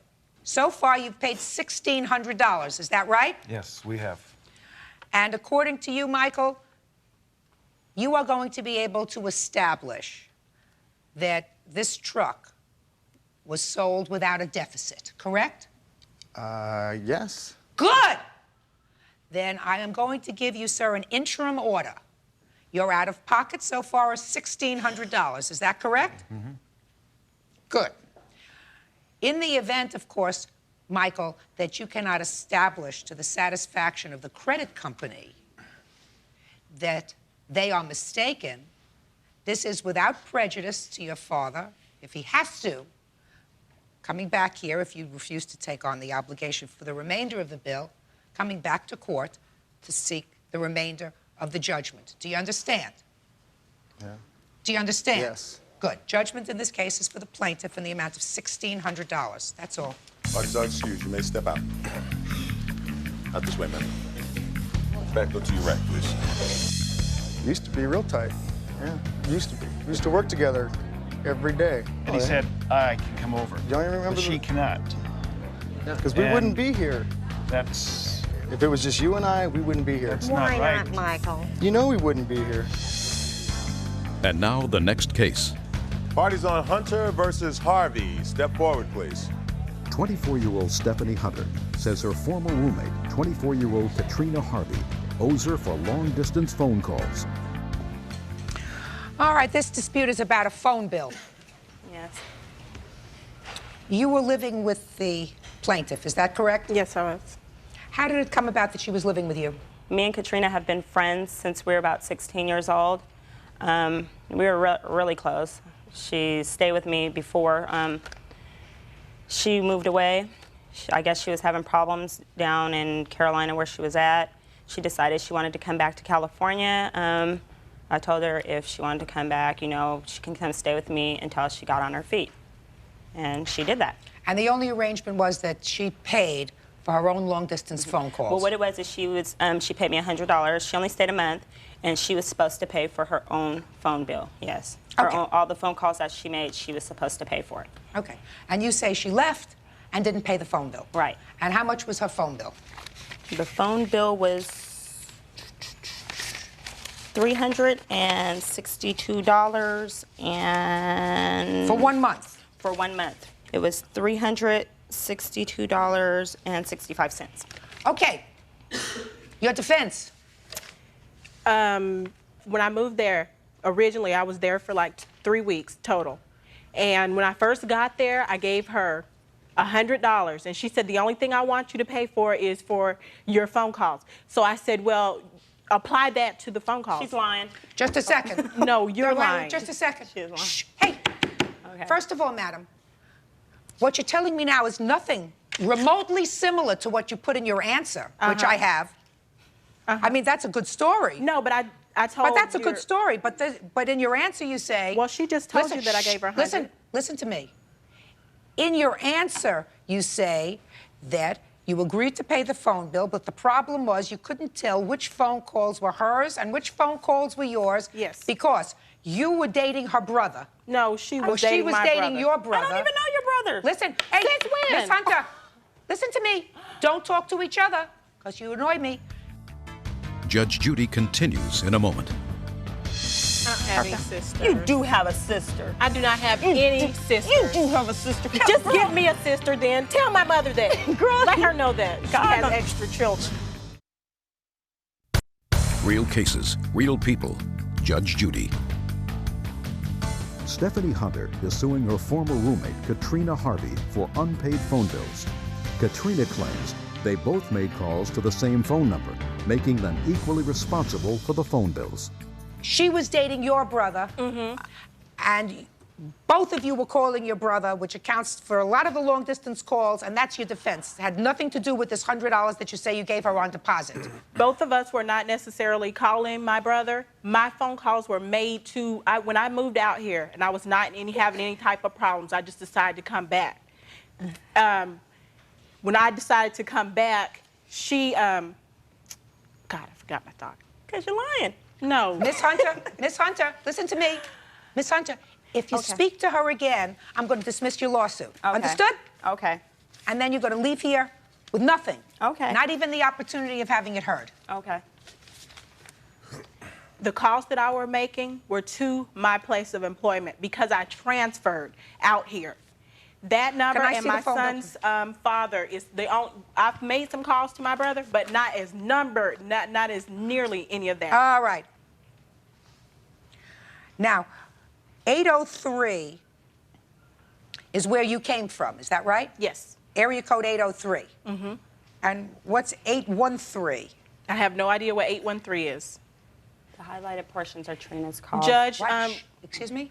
The highlighted portions are Trina's call, and Judge, just a second, you say that, but what I'm trying to figure out is most of these calls are to an 803. Mm-hmm. That's Columbia, South Carolina. Right. The ones that are circled in blue are mine. They're a bottom portion. There's about 5 phone calls that are mine. I understand that. And that's to Newcastle. Listen to me. The 813, I don't know. St. Petersburg, Florida. Who lives in St. Petersburg, Florida?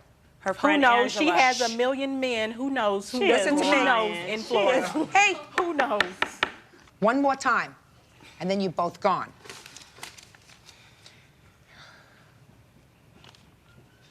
Do me a favor. Would you add up all these Newcastle calls here for me? Sure. And how does she want a reconnect fee when her phone was already disconnected long before she ever received that bill? Just a second. No, it wasn't. Yes, it was. You was calling me from a payphone harassing me. No, I was. Yes, you were. Trina, that was after that.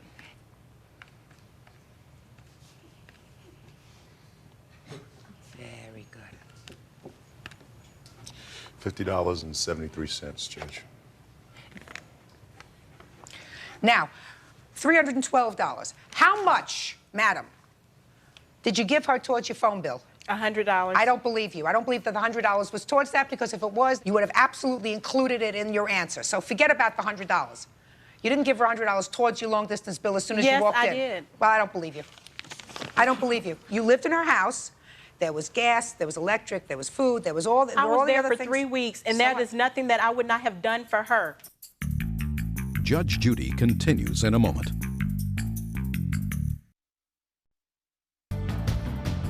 I don't believe you, but let us assume I did believe you. You still would have owed her over $200 for the phone. How much did you give her? I'm just trying to tell you that she was calling my brother just as much as I was using that phone. That's how come we cannot determine which one of those calls were hers and what were mine. I can determine it. 803 is where you came from, correct? And my brother comes from Do you- 803, too. Just a second. Do you have your last month's phone bill, the phone Yes, or I do. a couple of months ago? Can I take a look at I it? do, and I also have my... Don't. Okay. Just give me what you have. Okay. Here you go. Because This what one I would too. like to do is just to compare to see how many times she called her brother in previous months. She did not get in Called her touch with him boyfriend. until she got in touch with me. You know, you got a good story all the time. I'm just going to look at this and see. Just a second. Now, she wasn't very close to your brother. No. She wasn't very close to your brother. And this is for what month? June? Oh, yes, this is the same month. Yeah. And then you come. I do not believe, madam, that you gave her $100 in advance towards your long-distance bill. I don't believe that at all. What you owe is $312, and the judgment in this case is for the plaintiff in the amount of $312. That's all. Parties are excused. You may step out. Judge Judy continues in a moment. And on the next Judge Judy. She's scandalous. You know what I'm saying? She's scandalous. Point blank, that's why she ain't got nothing, ain't gonna have nothing, ain't nothing good gonna come to her. Her family, her brothers, her sisters, I guess, her mom. I don't have any sisters. You do have a sister. I do not have any sisters. You do have a sister. Just give me a sister then. Tell my mother that. Girl, let her know that. She God, has extra children. She got a sister named Kathy. She lying. Girl, God gonna strike you down.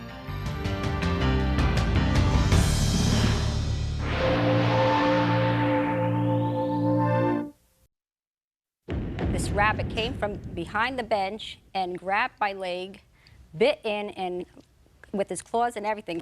The case of an unprovoked rabbit attack at a petting zoo. She says she was bitten by one of your rabbits. We didn't want this rabbit, but we couldn't catch it. It's still got a big purple scar on my ankle. Ooh, that's nasty. Mary Mahal is suing petting zoo owner Gil Jones because his rabbit attacked her and bit her on the ankle. Order, all rise. Judge, this is case number 363 on the calendar in the matter of Mahal versus Jones. Parties have been sworn in, Judge. You may be seated. Have a seat, ladies. Mr. Jones, you are the owner of a petting zoo. Is that correct? Yes, Is that Your a Honor. children's petting zoo? Yes, Your Honor. And you were there with your children? With my one son with a play group. And you allege in your complaint that while there you were bitten by one of his animals? Yes. Tell me what happened. I was there in the petting zoo area, and I happened to see a young boy with long pants on get bitten by the same rabbit. And I spoke to the mother, and I says, oh, check to see if he broke the skin. And when I said the skin, this rabbit came from behind the bench and grabbed my leg, bit in, and with his claws and everything, held my leg and wouldn't let go. I had to actually shake him loose from me.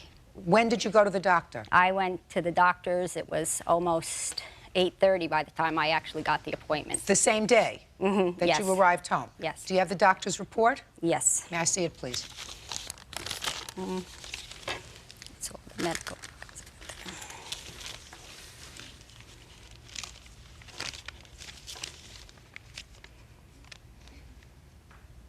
I see, August 21st. Okay, clean wound, and then you were given some augmentin. Augmentin. Okay. Okay, sir. She Your says she Honor. was bitten by one of your rabbits. I won't deny that, Your Honor, because it happens occasionally. I have no recollection of Mrs. Majul's incident. However, I might defer to my wife, who was in the barn at the same time we were. We were very busy that day, and she recalls offering some aid to some lady that came and mentioned that someone had been bitten by a rabbit. Where's your wife? It's my wife, Millie. Could you step up, please? Do you remember this date in August? Do you remember this lady? I don't remember the lady. I remember when the letter arrived and it said Oceanside. I remembered the group that arrived on the train that day at the farm. Did you, in fact, assist someone who had been bitten? A friend did come to me. I work at the entrance, and said that her friend was bitten by a rabbit in the petting area. I had hydrogen peroxide and Band-Aids for first aid, and she said my friend has taken care of it. She has an antiseptic in her purse. And I said, well, I'll send somebody in to catch the rabbit and remove it from the petting area. When you see them, point out which rabbit it is so we can remove it. Mr. Jones, I am going to show you a document that's entitled General Liability Notice of Occurrence of Claim. Yes. And I want to ask you if this is something that you filled out. Is that something that you filled out for your insurance company, sir? What I did, I sent a letter to the insurance company along with Mrs. Majul's letter explaining, to the best of my knowledge, after talking to my wife, the situation. Okay. And this document is fairly accurate, yes. Okay. Now, I will tell you that this came along with your statements, your complaint and your answer, along with several other documents that you wish me to consider. I was concerned about something that I read here, and I'd like you to see if you can explain it to me. It says that OP, which I assume is you, I don't know what that stands for, allegedly bitten by a rabbit. However, rabbit did not belong to you captured rabbit someplace and placed it in a cage there at the petting zoo. Now, do you remember who said that? Was it you or your wife? My daughter actually caught the rabbit, Your Honor. At least she You the told daughter? me she did. It's my Step up daughter, here. Jennifer. Jennifer, you caught this rabbit? Yes, that's our policy. If one of the rabbits maybe gets too much handling, or they get sometimes too much handling, and we take them and put them in a cage in the back. No, it says rabbit did not belong to you. Right. It was captured someplace. I don't know about the captured part. Well, that's what it says. Captured rabbit someplace and placed it in a cage there at the petting zoo. Does that mean it was captured someplace outside of the petting zoo? It was a wild rabbit? What it is the public on occasion, if they don't want their animal anymore, excuse me, will drive by and let it out. So this rabbit was hanging around the petting area because of the other rabbits. Do you know that for a fact, or is this something that you... No, I know all the animals there, and this was an unusual rabbit. So this was not a rabbit that was supposed to be on your petting farm, is that correct? Correct. When did you first know that it was there? It had been there probably 2 days, and you have to kind of see our place to understand it's hard to catch them. What do you mean it was an unusual rabbit? Unusual. Was it It big? wasn't one of ours. I know them, and I knew it wasn't ours. Judge Judy continues in a moment. This rabbit was not our rabbit, and we didn't want this rabbit. Unfortunately, what you're saying to me is only making matters worse, Miss Joe. And later today, Show me, since May, your checks to sign and travel. Did you hear what I said? I said there isn't any. There is. I haven't paid since May. real cases, real people. Judge Judy. Lori Mahal is suing zoo owner Gil Jones because a rabbit attacked her. Gil says it wasn't his rabbit. I have another question for you, because something that's concerned me. When you bring these animals into your petting zoo, are they tested for rabies? Julie Ryan, she's the vet at the Orange County Animal Shelter. She comes on a regular basis to check the animals. They don't vaccinate rabbits for rabies, nor do they, if you were to get bit, they don't come and quarantine them. Why? Because that's what she told us. She's a head vet at the animal shelter. I called them to have clarity on that matter, and that's what... So you mean to tell me that you can take in a wild rabbit, because as far as you know, this could have been a wild rabbit, wasn't one that was bred in your facility, and they are not vaccinated for rabies? They don't vaccinate the rabbits for rabies. But this rabbit was, it was not our rabbit, and we didn't want this rabbit, but we couldn't catch it. So the shelter did come and take it. They came and took it. Unfortunately, what you're saying to me is only making matters worse, Miss Jones, and I'm going to tell you why.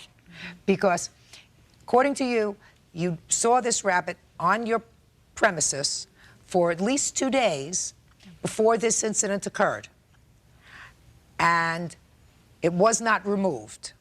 You knew that it wasn't a rabbit that belonged on your premises, so you knew that it wasn't one that had a history of being gentle and being used to being touched. And yet you permitted all these children to come and play in your petting zoo, despite the fact that you knew that this one animal was not one that you could vouch for. This was an animal that you knew you had not seen before, did not belong there, and and you knew that at least 2 days before this lady was bitten. So you're liable for her injuries. Now, what do you believe your injuries are? Okay. Is the question. You were bitten by a rabbit. I was bitten, and I still have the scars, and I have pictures here, and these pictures were taken a month after the bite. Let me take a look at them. You can see the scar, and I can also show you the leg. It's still got a big purple scar on my ankle. Well, I would like to see it.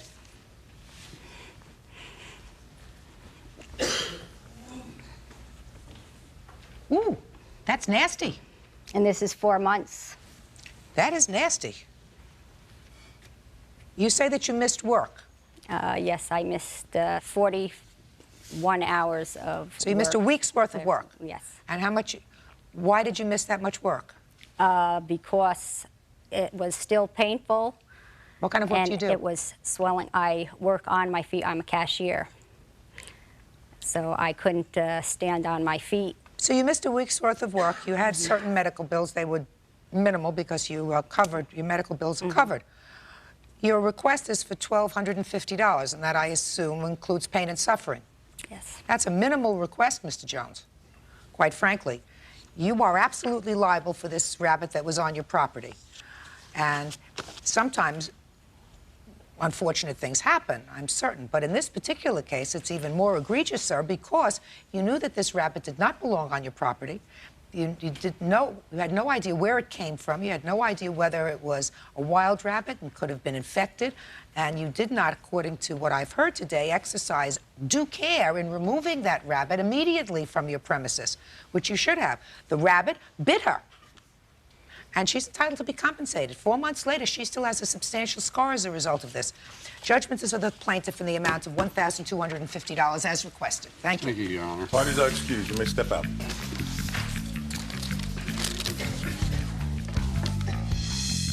That's our story, and that's the truth, and that's all we can say. We can't really expound on what the judge ruled.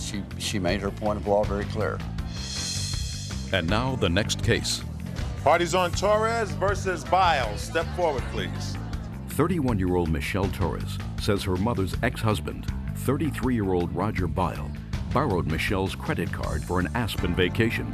Roger didn't pay her back because he didn't go to Aspen. All right, Ms. Torres, the defendant was married to your mother. Correct.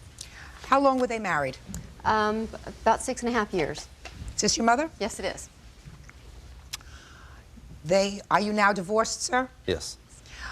But while you were married, while you were married to her mother, according to this complaint, he borrowed some money from you by putting some tickets on a credit card that was yours. Right, a ski package deal. And you were all living together at this time? Correct, I was living with them. You made some payments? Yeah, made some payments. And he still owes you $1,100? Correct. So you want to tell me how this loan came about? In December of '94, Roger came to me and wanted to go to Aspen, Colorado for a ski trip. He asked me if This is Roger. This is Roger. He asked me if I would put this ski package on my American Express card because the Ritz-Carlton was running a special if you put it on your American Express card. He had previously had an American Express card, but it had been canceled. I went to my mom, I told my mom, asked her, Roger wants me to do this, should I do this? She advised me not to. She said he still had unpaid bills and debts, but even though he made plenty of money, he's just kind of doesn't pay his bills. He had repeatedly promised that he would pay me back, and so I believed him, and it was a Christmas present for him and my mom and myself. It was a Christmas bonus as well. So I believed him. What do you mean a Christmas bonus? Well, I had worked for him, and he said it was my Christmas present and a bonus since I did such a good job working for his business. So we went on the ski trip. Everything was fine. We came back. He started... The three of you? The three of us went on the ski trip, went skiing, had a good time. And we came back, he started making payments, like he promised that he would pay my American Express card. So this was a sign and travel on American Express? Exactly. So you don't have to pay it off at one time, you can pay off little bits at a time. Right. So he kept promising me that he was going to pay it in larger chunks, and the chunks got smaller and smaller. And I believed him. He promised me that you're my stepdaughter, I would never screw you over, no matter what happens between him and my mom. In April of this year, he committed adultery on my mom, so my mom divorced him. And in May, he came to my work and said that he would give me $400 towards $1,500 he owed me. The amount got down to $1,500 from $3,000. It was originally $3,000. Right. He paid $1,500. Correct. He still owed $1,500. Correct. And then in May, he paid another $400. Correct. Brought it down to $1,100. Okay. And right after I had him sign this... So far, is that correct, sir? You made those payments? It's been paid off. So, Mr. Bile, so far, you made payments? Yes. Yes. Okay. Judge Judy continues in a moment.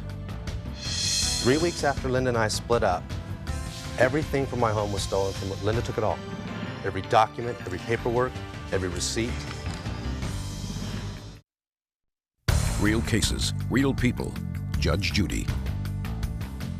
Michelle Torres is suing her mother's ex-husband, Roger Bile for not paying for an Aspen vacation. What happened after May? He gave you $400. And signed this receipt telling me he would pay me the rest of the $1,100. Show it to him, please. That's his original signature. You remember that? Mm-hmm. Okay.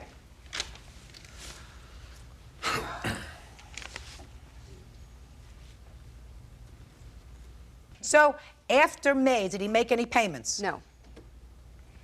Okay. Why not? The debt she's talking about for the Aspen trip was paid in full. No, it wasn't. Church, don't speak. The tickets that she's talking about that was on the sign and travel was for a trip for my ex-wife to go to Europe with her other daughter, and later on I found out her first husband. No. That was put on sign and travel. The Aspen trip was paid in full. Show me. I have no receipts. Just a second. How much was the Aspen trip, sir? About $3 grand. Well, show me that you paid the $3,000. I'd love to, Your Honor. 3 weeks after Linda and I split up, everything from my home was stolen from Linda took it all. Mhm. Every document, every paperwork, every receipt. Mr. Bile, so what you're saying to me, sir, is that you acknowledged that you put $3,000 on her sign and travel. Correct. And I didn't. Michelle did it. It was an agreement we had at home. She lived with me at the time. But that you agreed to pay for it, and you did, what you just said to me was it was paid in full. Yes. But you do not have any receipts to show or any checks. I don't have them. I had to give them to another court. Well, Mr. Bile, I'm not so sure that you can't get duplicate copies of every check, sir. But I'm looking at your answer. Mm-hmm. And your answer says, if I am liable for this debt, I hope you will recognize that it's a community debt and a 50-50 split with my ex-wife, as well as the $4,000 I already paid. Mm-hmm. So in one respect, you say to me here, sir, that you've already paid it. I have And paid. here, you say, if it is a debt, half of it should be hers. There was $1,500 left on the debt. I don't say there wasn't. The Aspen trip was $3,000. The Europe ticket for Linda was $1,500. That's the rest of the portion that needed to be paid. There was two separate things that went on her sign and travel. When do you say she came into your house and took all the records? It's about 3 weeks prior to that. 3 weeks prior to what? To the signing of that receipt. Okay. The reason I signed that receipt is because they said it's the only way I could get back some tax documents I needed. I know that you say you signed this thing under duress, sir. I'm not interested in that. You don't look like the kind of man who would sign something under duress. Judge Judy continues in a moment. So what you're telling me is 3 weeks after they allegedly took all this stuff, you signed this document indicating you still owed her $1,500. Yes. Okay. So that your story to me, Mr. Bile, does not have a ring of truth to it. Because if you say she stole all your documents prior to this, then you should have all your documents subsequent to this. And if you admitted that you owed her $1,500 in May, you should have everything after May to show me that you paid her, because you say it's paid in full. I haven't paid since May. Well, why not? Because I never, first of all, never got contacted from her or sent an invoice or any kind of documentation how much the payment was. What do you mean how much the payment was? You signed something that said $1,500. These were monthly payments that were set up.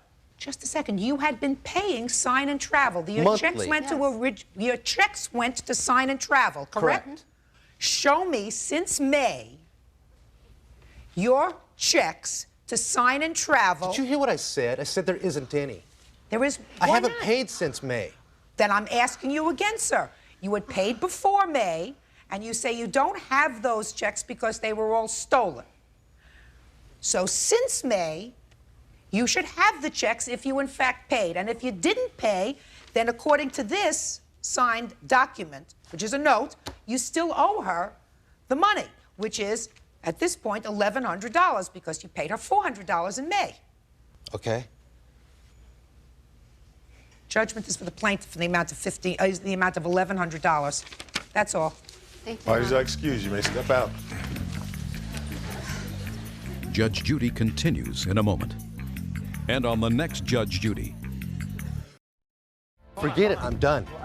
I'm done. Loser. I'm done.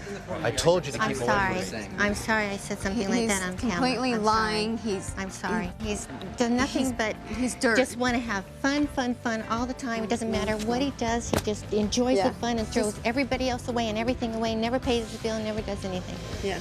All he does He's is care slime. about himself. He's slime. He's slime.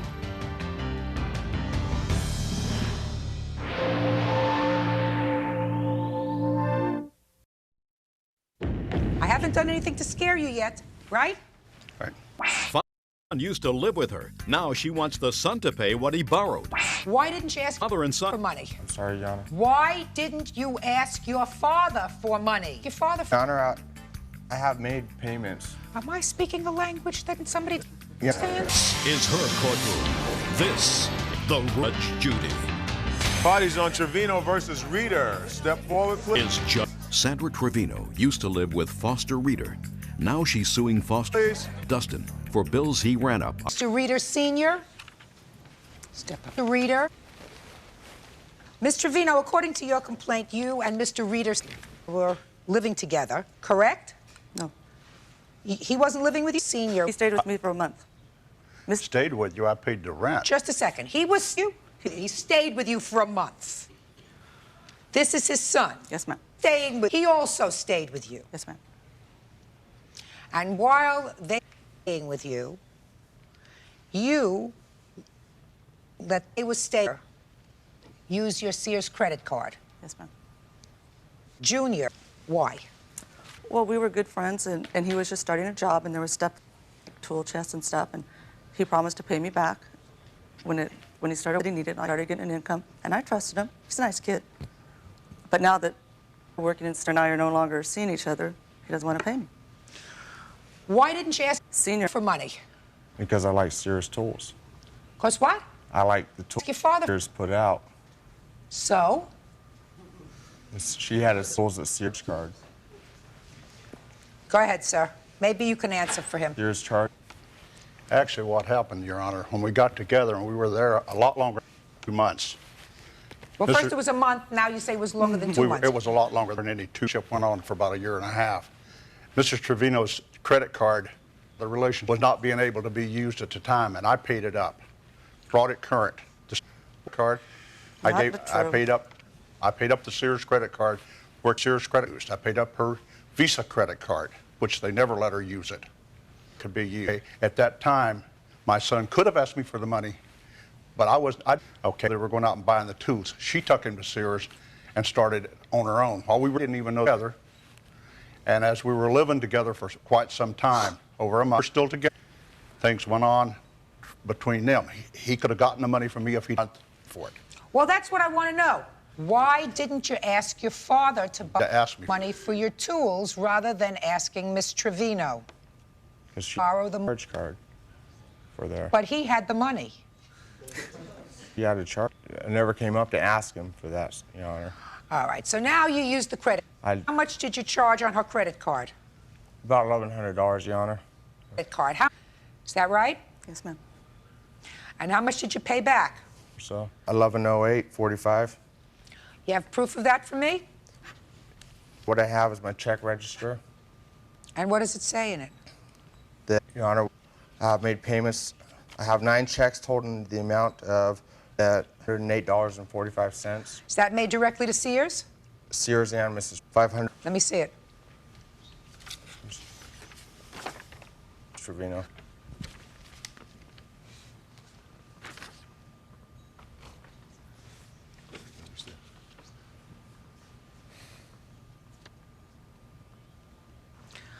Do you deny that he gave you these checks?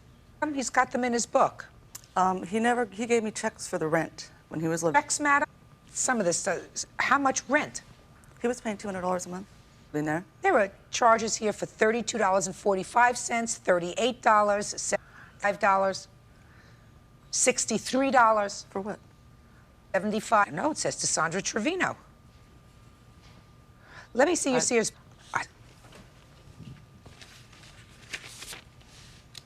Bill, please. Was she charging you rent?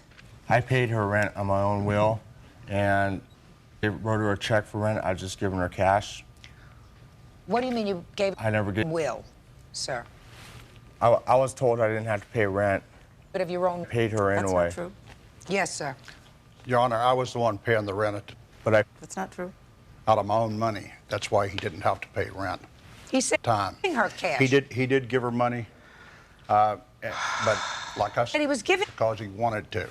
So you say, sir, that you repaid her $500 Said it was by check, and this is for the $108 tools that you bought on the Sears card. Is that right? Yes. Say you paid her cash Yes. twice. Yes. How are you going to prove that to me? But you also. What? Ma'am, I have no. We were friends at the time. I didn't think I needed a receipt for that. Well, but you paid most of the money by check. Why would you pay $6 of it in cash? Well, because I would go cash my check, and I'd $600 for the cash instead of the check. Why did you give her some checks? All of them were under just give her. And then what you opted to give her in cash, you gave her in $100, two $300 payments. That doesn't sound logical, sir. Well, at the time I had the cash on me, and the only reason why I didn't get a receipt was because she was seeing my father. Did he ever give you cash? No, ma'am. I was living with. No, ma'am. Okay, return this to him. Yes. He did. Did not. Your Honor. No, And I've given her a lot of cash even since they give her cash. No, I believe. A couple of times I didn't ask for receipts. Then at the very last, I started writing me receipts. I didn't bring them with me, but she did write me some receipts. Judge Judy will in a moment. She stole her car out of a shopping center before Christmas. Continue. I got blamed for the car. This is getting fascinating. And later today. I did see, and I saw them, you know, running after the cat, and I did see a cat. I'm not sure. A cat. You saw a cat. I believe that. Real cases, real people. Judge Judy. Sandra Trevino says 26-year-old tow truck operator Dustin Reeder used her credit card and didn't repay her. Dustin says he paid her back. Miss Trevino, why are you suing in cash now? Because they were going through some bad times. Him now. And he didn't have any money. Went to jail for a couple months. The kids were trying to run the business, and they weren't making ends meet. He was actually helping them keep the business going, while he would. And what kind of business? Towing. And automobile towing? Yes, ma'am. Were you incarcerated for a period of time? Business. Yes, I was. For how long? I was actually in jail for 45 days. For what, sir? Because she had stole her car and I got blamed for it. You're lying. What? Right. She stole her car out of a shopping center before Christmas, and I got blamed for that car, and I didn't involve her in it. I took the heat because my lawyer advised me to blame for the, so I took it. Explain. No, this is getting fascinating. Take the heat. Hey, it's the truth. You can check it out with the courts. Well, you can't check it out as much. You pled guilty, sir, and served 45 days, and you pled guilty to something. Explain to the courts if she stole a car. That's right. To me. That's right. How did you get involved with it? Well, out of a park.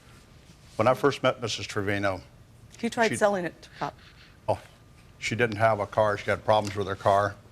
I gave her the money to go out and put it on a new car.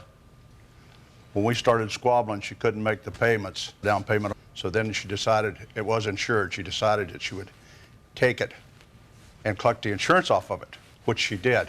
You're a pathological liar. What are you, just a second?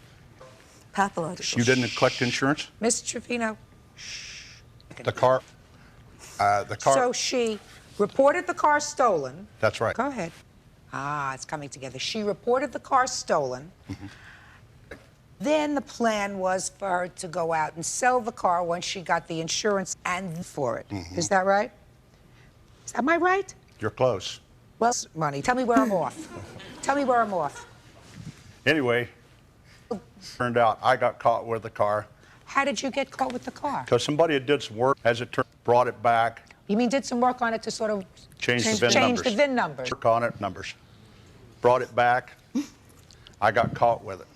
Changed the VIN, okay? And like I said, at that time, I never brought it up. One time said anything about it to the law or anything. I never just went to jail for it. Well, you knew that And it was you believe me, knew the believe me, I wish scenario, I so you hadn't. weren't. Right? I was partly to blame because I got caught with it. What do you do for a living? Blameless, sir. I drive a tow truck. Your father's tow truck? Yes. Sir. Did you graduate from high school? Yes. Mm-hmm. These tools that you bought from Sears, what did you need them for? I like to work on cars. Sounds to me, with the exception of this young man, these people all deserve each other. Well, I'm going to give you credit, sir, for the following. I believe that you gave her checks towards the Sears bill of $11 in the amount of $500, leaving a total of $600, $1,100. Now, I want you to look in my eyes and tell left whether you gave her an additional $600 me cash. Yes, ma'am, I did. In 2 installments. In I have given her $600 in cash for the tool bill. For the tools. You gave her surcharge. extra money for rent? Yes, I was paying her $200 a month for rent. Yes. In addition to the tools. Is that right? Yes, every stayed there. I gave her $200 a month. Ms. Trevino? Every month I believe him. This young man, I believe. I don't know if I believe either of you two people, but I paid you. This lawsuit is dismissed. That's all. Parties are excused. You may step out. Believe him that he... Pathological liars. They're known liars. That's all they do is lie. And now the next case. Parties on Brown versus Silberg. 32-year-old retail manager Paul Brown is suing his building manager, Greg Silberg, 52, because his dog fell off the roof when a cat manager... Mr. Silberg, are you the owner of this building in question? No, I'm the owner of the management company. Okay. Managed 3-story building. Correct. You, sir, live in that building? Yes. And how long? And this is there? I lived there approximately about 9 months. And you have a dog? Yes. How long have you lived? I have 2 dogs. But that's the dog in question? Correct. That dog? You were going into your building? Actually, I was going to walk my dog on the... I was going to visit a friend on the 3rd floor. And in the building? In the building. Your dog did not have a leash on? They both had leashes on them. I took them in the... And you walked up to the 3rd floor. I went to knock on my friend's door on the 3rd elevator, which is right around the corner from the sun deck. And I had both dogs in one hand on the floor, and they saw a cat. This is late at night, about 10:30 at night. They saw a cat. My left hand got loose. As I was running up the stairs, the dogs already were at the patio or the sun deck, and that one fell. He was down below and up on the patio. That was it. I mean... Just a second. Did you see the cat? Look at me. Yes. Did you see a cat? Yes, I did. Cat, sir? I saw a cat. Late at night. That's how they darted out of my hand. Late at night, you're knocking on the door, correct. Knocking at a door, right? Like this. Correct. Ringing a bell. The cat. The cat was to the left, going up to the sun deck. Where was... I'm not sure I believe that you saw a cat. That's first. I do believe that your dog ran up to the sun deck. Fell off. Right? Right. Suing him for $5,000. Correct. Tell me why. Well, because that's the dog. The dog. And yours? Right. First of all, I have pictures before and after. It's here. Sun deck look like before and after, and as well as the medical, which ranged into approximately about $1,300, $1,400 bills. And for my dog's a championship dog, and he's dollars. I was actually going to breed him. I have papers on him, and as well as I have from the city of West Hollywood saying that the note is not properly permitted, and if they had the proper railing on that sun deck, my dog's sun deck was out, and that's why I'm suing him for $5,000. But it never fell. I'll see all of his pictures. And this is the medical bill, and I also from the doctor stating the condition of the dog. I also have a letter.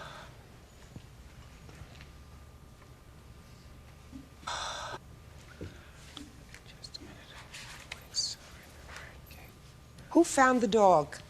Phil found the dog. He was downstairs waiting. Judge Judy will continue in a moment. Can I say something? For me. Do you feel as if you must, sir? You've kind of said it all, to be honest. Then why don't you be quiet? Why don't you just be... Real cases, real people. Judge Judy. Paul Brown is suing building manager Greg Silberg because his dog fell off the Mr. Silberg says the dog should have been on a leash. Roof. Dog when you found him. Well, I was standing outside and I heard the loud noise. Describe the street. When I found him, he was unconscious, tongue hanging out of his mouth, hitting the concrete. He was bleeding from his mouth. I went and grabbed a towel, picked him up. He was stiff. I didn't even alive anymore. And then I found a pulse. I took him into the apartment, found a pulse. We know if he was stationary in hospital, and we drove him immediately to the hospital. He was unconscious for a couple days. Called the vet. When you found the dog that night, and I want you to think very carefully, sir, did the dog have a leash? Yes. Carefully. How do you know that? Because I found the dog. A couple of things. I don't understand how this dog got away from you if you were holding both dogs. Understand with the leash. I had them both on one hand as I was knocking on the door of the third in your hand floor.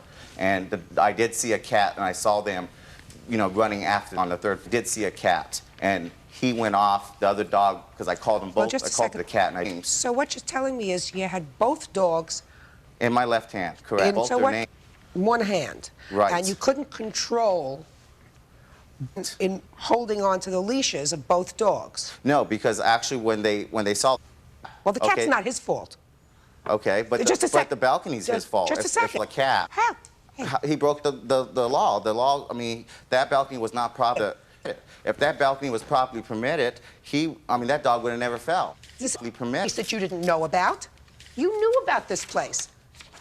Now, it's not a place not in some way responsible for not having it properly gated off. Saying I looked at the gate that he put up there. Your dog can get through that gate. Just a second. If that's a proper gate that he put up afterwards, yeah, but little skinny dog can get through that gate and could have gotten through that gate that night. That the cat. Not running that fast. What do you mean not running? Not running. A dog cannot get through that gate. So could it, those bars, those bars are approximately 4 inches apart. Now, if those running at full speed, the dog cannot go through that gate. You mean he'd have to stop and wiggle through? Dogs would stop. Just and a second. He would realize that no.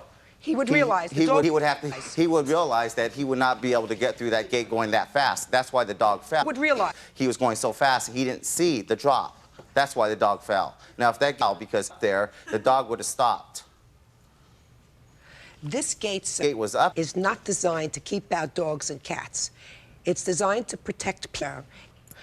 Dog and cat owners are responsible for taking care of their own pets. People. Correct. Judge Judy is ready to rule.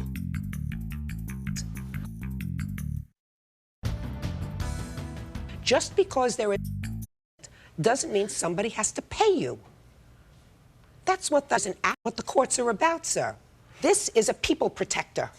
And the fact that not suggest that a dog at full run couldn't go through there, that may be that you certainly a cat can wiggle through here, certainly a small can get through here. The design but not of it at full speed. I don't care whether it's full dog. If the dog's chasing a cat. You're never going to get through to him. Never going to get through to him. Sir, not every injury results in an award of money. Through to him. You are responsible for keeping control of your dog. And he's responsible for the railing. I mean, yes, sir, and I will tell you something else. If somebody for keeping you up on the roof that evening and you fell off the third floor, chase because there was no adequate railing, you could sue him for a lot more than $5,000 because he is responsible if you are and if you could breed, because that's what you're complaining about. Lived. Because there was no bar or gate there, but reason your dog fell. Your dog fell because you dropped the leash. It's not the but I didn't drop the leash, Your Honor.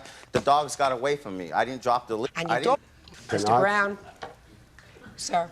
Can I say something? Leash. Do you feel as if you must, sir? I haven't said it all, to be honest. Then why don't you just be quiet? Okay. This lawsuit is dismissed. Parties are excused. Step out, please. Judge Judy will continue in a moment. And on the next Judge Judy.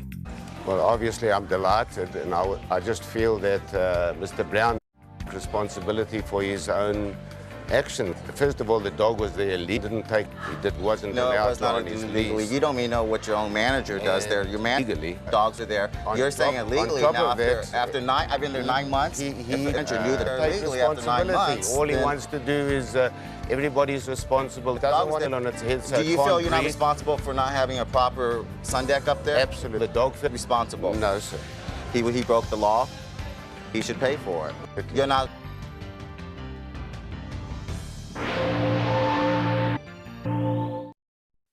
You looked outside and you saw? No car. So you? Called the cops. It led to a dramatic arrest of her former friend who had repossessed his car during the night. You got arrested for stealing your own car. Yes. Right? Did they actually put you in handcuffs? Yeah. Restaurant manager Guy Gatewood is suing 29-year-old photographer Nicole Boughton for false arrest. Order. All rise. Yeah, this is Kate. And unravel this rather complicated complaint. Mr. Gatewood, you and Ms. Boughton were friends in 1995. Yes. And in that year, you sold her a used car. Yes. How much did you sell her the car for? A sum of $2,000. And she was supposed to repay you at the rate of $250 a month. Is that right? Yes. Yes. And you say in your answer that he was pretty reasonable about late payments and that sort of thing. Right.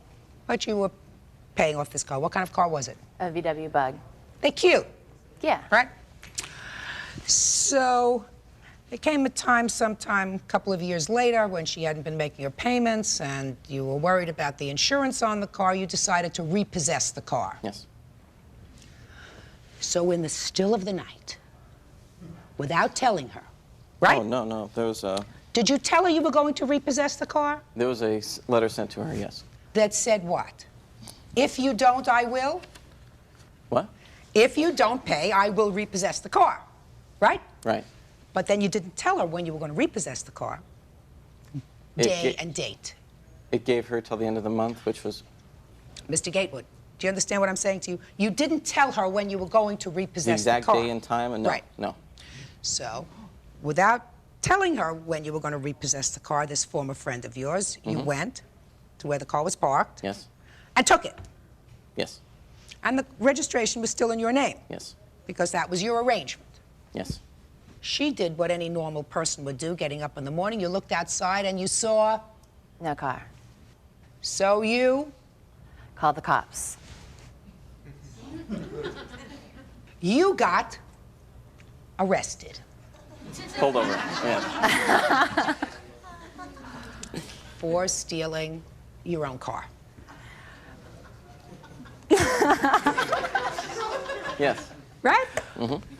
What people do to each other and to themselves. This is really so fascinating. I was fascinated when I read this complaint. Now, ultimately, it was okay because you spoke to the police and were able to convince them that it was your car. Yes. How long were you in custody? About an hour and a half. Was it scary? Yeah, to say the least. You ever been arrested before? Never. I've never even darned bracelets. What? Did they actually put you in handcuffs? Yeah, I was on my knees and they put me in cuffs. Tell me about that. I'm really curious to know. I was driving home and I noticed the cop following me, and I eventually made it home and I pulled into my parking lot, or my carport, and I get the lights and I'm thinking, okay, what's this all about? And I get out of the car and I get this spotlight in my eyes and he says, throw the keys to the ground. I'm like, okay. He's like, turn around, put your hands on your head. I'm like, okay. And then he says, walk backwards towards my voice. And I did. He says, stop. And I feel something on my back and he says, get on your knees. I'm like, execution time. And they cuff me. And I'm like, am I under arrest? And he says, no, you're in custody. I said, can you please explain the difference to me? Did you say that to him? Yes. Did he have a sense of humor? Not at this time. And so he says, can you explain to me instead why you're driving a stolen vehicle? I said, this isn't a stolen vehicle, this is my vehicle. And he says, "What's your name?" And I said, "Guy Gatewood." He says, "Well, you got that part right. Then, you know, explain this to me." Had you known at that time that she had called the police? No. No. This is just like completely. So what you were suing her for is for having called the police and having had you arrested falsely. Mm-hmm. So you want some damages for that. And then you want some money for the car. There's still a balance due on it. Okay. Well, first let's take care of the car business, and then we'll get into this arrest business, because I have to figure out exactly how much, if anything, you're owed on the car, because she says that she paid money towards the car, and she is countersuing you for the car, and then you're countersuing him, Miss Barton, for some nonsense, which I categorize as nonsense, which is the emotional distress of not having your car, something like that, which I'm not even going to think about because that's a lot of baloney. Now, how much did you pay for this VW Bug, sir? How much did I pay for it? That was my question. I'm sure you have an answer. Initially, when I got the car, I paid $500. I then fixed the car up, put a brand new motor in it, fixed the body, did the interior as well. It came to about $2,400. Let us assume, for the moment, you paid $2,300 for the car. Okay. All right? How many payments did you make on this car? I had about 2 more payments left. I owed him about $600 more on the car. How many payments did she make on the car? She made 4 payments on the car. She only owed $425 on the car. So she paid you in total how much? $1,575. Okay. And how much money did you sell the car for, sir? Because your complaint says that you sold the car after you repossessed it. I've resold the Volkswagen for $200. Why? For the condition that it was in when I got it back, it wasn't worth much more than that. Judge Judy will continue in a moment. The idea that he came at night and took it was a total passive-aggressive, miserable move that is typical of Guy Gatewood. Real cases, real people. Judge Judy. Guy Gatewood says he was embarrassed when he was handcuffed and led away after he repossessed Nicole Boughton's car. Now he wants payment for the car and the emotional distress. Who did you sell it to? A neighbor downstairs for his wife so she could go back and forth to work. Let me see the bill of sale. What year Volkswagen was this? It's a 71 Super Beetle.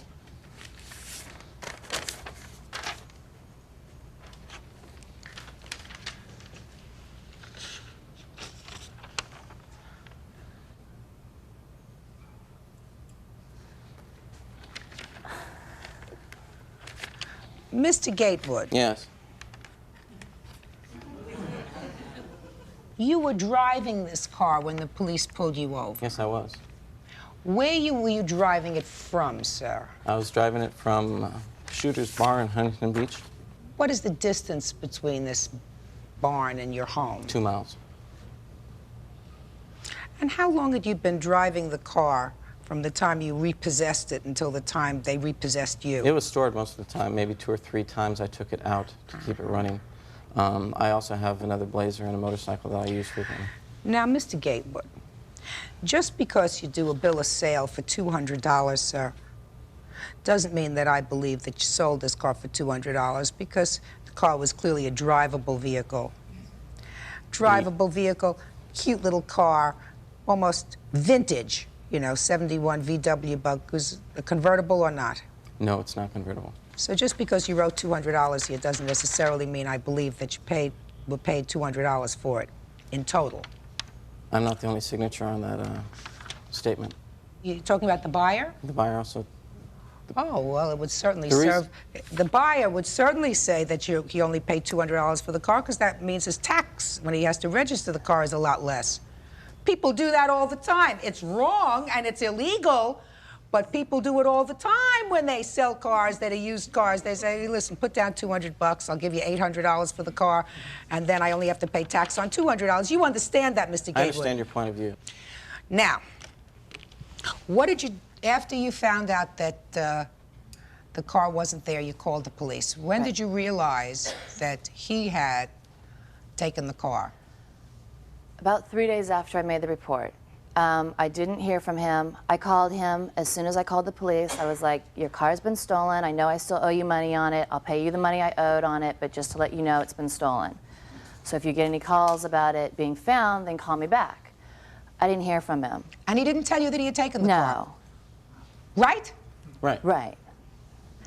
That... I was told by legal advice not to speak with her. Just a second. Sure. She told you that she had reported the car stolen. No, she didn't tell me that she What called did she the police. say? She left on the answer machine. She goes, I don't know if you have the car or not, but it's not up here. Give me a call. And that was it. And did you call her? No. Well, didn't you think that she might call the police and report the car stolen? Yes, but I didn't think they'd take a stolen police report without proof of ownership. Well, then, that's your problem, Mr. Gatewood, so I'm dismissing that part of your complaint for having you arrested, because it seems to me she did the right thing by calling you immediately, and if you wanted to be smart, you could have had a friend or someone else call her and say, he doesn't want to speak to you personally, he has the car. When did you find out that he had possession of the car? Like I said, it was about 3 days after. When he didn't call and tell me, make any comment about it being stolen, is when I knew that he must have taken it. I mean, because that's a part of his character that I wouldn't doubt. So a friend of mine was like, do you think he took it? And I'm like, you know, he's just miserable of enough person to have done that, but I'm not going to call him until I chill out, because I was pissed. I had no notification. Say, listen to me, you're in court. Try angry. Angry. I was angry. I was out of control. No, I wasn't out of control. I was just angry. I was amazed that he could have done anything so low without any notification. But like I said, it's part of the nature that I knew of him. So what did you do? Did you call the police? I called the police and I said, I made a report a couple days ago. This is the number. Scratch that report. He goes, well, was the car stolen or wasn't it stolen? I said, well, it was taken without notification by its registered owner, so I don't know if you'd call that stolen. But it's not stolen, it's in the owner's hands. When I got a call from the Huntington Police Department a couple months later saying, we recovered your car, I knew something definitely went wrong with the reports. I called him immediately. I'm like, Guy, we need to talk to you about your car. There's some problems. If you need my help with anything, call me, and I will totally help you straighten it out. I never heard from him. He should have told you. He should have notified you immediately that he had repossessed the car. That's what you do when you repossess a car. You tack a notice on the door. This property has been repossessed. I sent her a registered letter. Did she pick it up? She refused it. Can I see it? It was... Well, that's all right. She refused it, so there was no notice. If you had a receipt that she had received it, that's one thing. Why didn't you just leave a message on her machine that you had the car, sir? Because I couldn't prove that she would acknowledge the fact that she received any information from me. You could have done both. Right? You could have done both, you know? Judge Judy will continue in a moment. You buy a used car that's 25 years old. Listen, anything that reaches 25 years old starts to go downhill. Believe me, I know. You know, every year it gets a little bit worse. Real cases, real people. Judge Judy. Guy Gatewood says Nicole Boughton owes him for a car and a false arrest. Nicole says Guy owes her for payments and repairs she made on the car. In any event, Mr. Gatewood, I'm really sort of surprised that you repossessed the car anyway, since she owed you just a couple of $100s on the car. I waited 9 months, 3 of which she lived with me, to receive any form of further payment towards it, and there was nothing coming in. I sent her a letter saying, you know... What do you mean she lived with you? She lived with you as boyfriend and girlfriend, or she lived with you as a tenant? She was a tenant in one of my... I had a spare bedroom. She rented it out. And while she was living with you, she was driving this car, and and she did not make any payments. No. But then she moved out. But she paid you almost everything that was owed on the car. 75% of the thing, yes. How long did you have the car? I don't know, about a year and a half, year? 2 years, almost. Yeah. We can talk about the repairs of this perfect car that I paid twice of what it was worth when I first bought it, and I had to immediately put in at least $1,000 on this perfect car that The money went to his buddies at his garage who charged me so much for like Well, you repairs. didn't. Just a second. Nobody forced you to go to his garage, right? Well, I thought they Ms. would. Barton, nobody forced you to go to his You're right. garage. You're right. And when you buy a used car that's 25 years old, but when it's supposedly in good condition, what everybody in says, great condition, everybody says it's a cream puff. Isn't that the right word? It's a perfect car. Anyway, he knew of these repairs, and that's why he wasn't getting some of the car payments on time, was because I was putting so much money into fixing this cream Listen, puff. he's not your partner in this tragedy. What's that? He's not your partner in this car tragedy. You buy a used car that's 25 years old. Listen, anything that reaches 25 years old starts to go downhill. Believe me, I know. You know, every year it gets a little bit worse, right? Cars are no different from people. So you buy a 25-year-old car, you be prepared, even if the owner of the car says it's in great shape, to pay whatever it is. If you get disgusted paying for the repairs, then you sell it. But you don't charge it off. Because a bank wouldn't understand if you went to a bank and you say, well, I had to pay repairs for the car, and I had to pay my phone bill, and I had to pay this, and I had to pay that, so I can't pay you this month. They wouldn't have tolerated it. But I have a problem, because you two clearly knew each other. You were friends. You knew each other for a long time. She lived in your house. And Mr. Gatewood, I don't understand why you treated this in nothing more than what apparently is an arm's-length transaction by going and repossessing the car, not notifying her immediately. Not notifying her immediately. Even if you send her a registered letter, that takes a couple of days to get there. Any normal person coming out of their house, not seeing their car, would call the police. Then you are at risk, sir. So you caused that problem yourself by repossessing the car without advising her that you were going to do it, or at least repossessing the car at midnight, tacking a notice on her door, I have in fact repossessed the car. If you have any problem with that, I'll see you in court. Whatever it is. But you didn't do that. So if you got arrested, that's your problem. So that part of your lawsuit is dismissed. And the only thing that I have to try to figure out is who owes who money for this car. Judge Judy is ready to rule.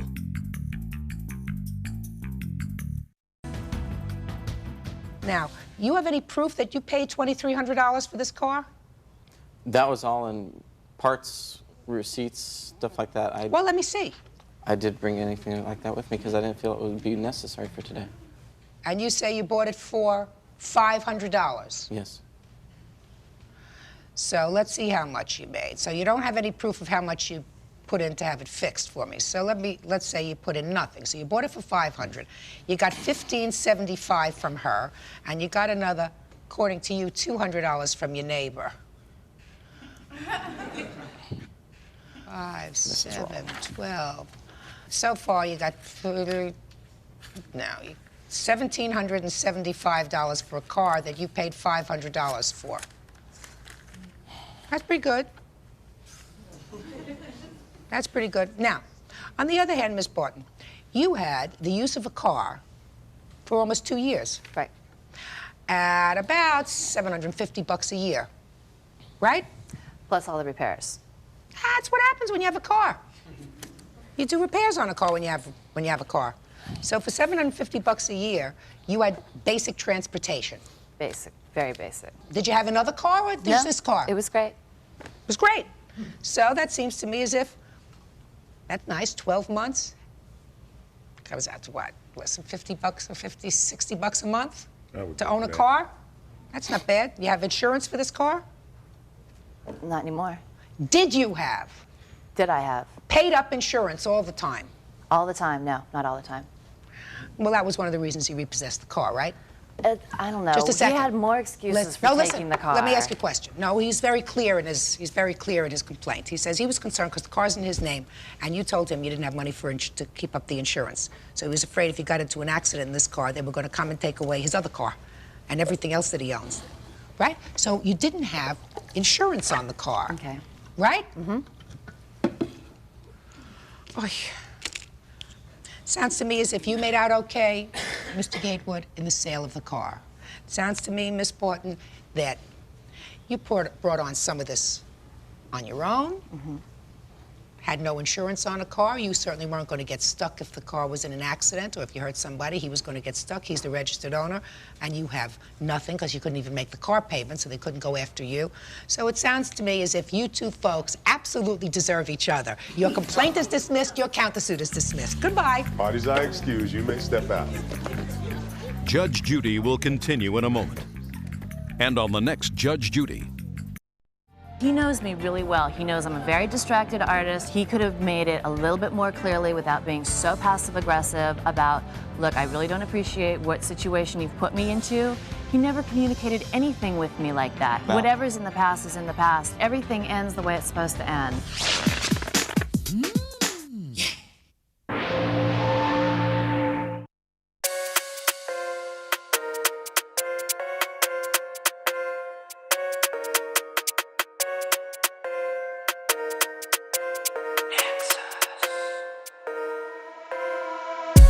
I get a call on my phone from a girl telling me she love me, but hardly trust she a hoe. Got a job in my mind, so asked her to blow. Said she don't wanna rush, she want it slow. Fucked her brains up, kicked her out the door, yeah. Never did love no one. Have my boys in my back with these guns, blacked out drip. Fuck these nuns. I don't pray for love, I pray for one night kinda fun. Dropped her off to be sex, kicked her out to the curb, I'm done. Said she wants me bad, said she wants me to be a dad to a son. Thought this bitch was a mine. Fuck these 304s, I ain't got time. I do drills for a living, no farts back home. These hoes be catfishing. If I'm wrong, then tell me what I miss. Say murder on my next minute, we get sick. Get the bag, get the fame, come home, he's back bitching. I get a call on my phone from a girl telling me she love me, but hardly trust she a hoe. Got a job in my mind, so asked her to blow. Said she don't wanna rush, she want it slow. Fucked her brains up, kicked her out the door, yeah. 2 years straight, I've been on a mission. Get the bag, hit the fame, living on my cash or a pension. Events for the ops, I'm not anymore in detention. Walk in a room and feel the tension. Say it to my face, but not in mention. Lost in a time when I fuck these bare hoes on these benches. I'm stressed as sin, that's just the way I begin. Give me a moment to think, I'm a writer. My words, I'm sorry for the years has been a pimp. Let me correct my words, I'm sorry for the years has been a simp. Not anymore, but the whole damn soon, now she wanna be my hoe. Let's go. I get a call on my phone from a girl telling me she love me, but hardly trust she a hoe. Got a job in my mind, so asked her to blow. Said she don't wanna rush, she want it slow. Fucked her brains up, kicked her out the door, yeah. Never did love no one. Have my boys in my back with these guns, blacked out drip. Fuck these nuns. I don't pray for love, I pray for one night kinda fun. Dropped her off to be sex, kicked her out to the curb, I'm done. Said she wants me bad, said she wants me to be a dad to a son. Thought this bitch was a mine. Fuck these 304s, I ain't got time. I do drills for a living, no farts back home. These hoes be catfishing. If I'm wrong, then tell me what I miss. Say murder on my next minute, we get sick. Get the bag, get the fame, come home, he's back bitching.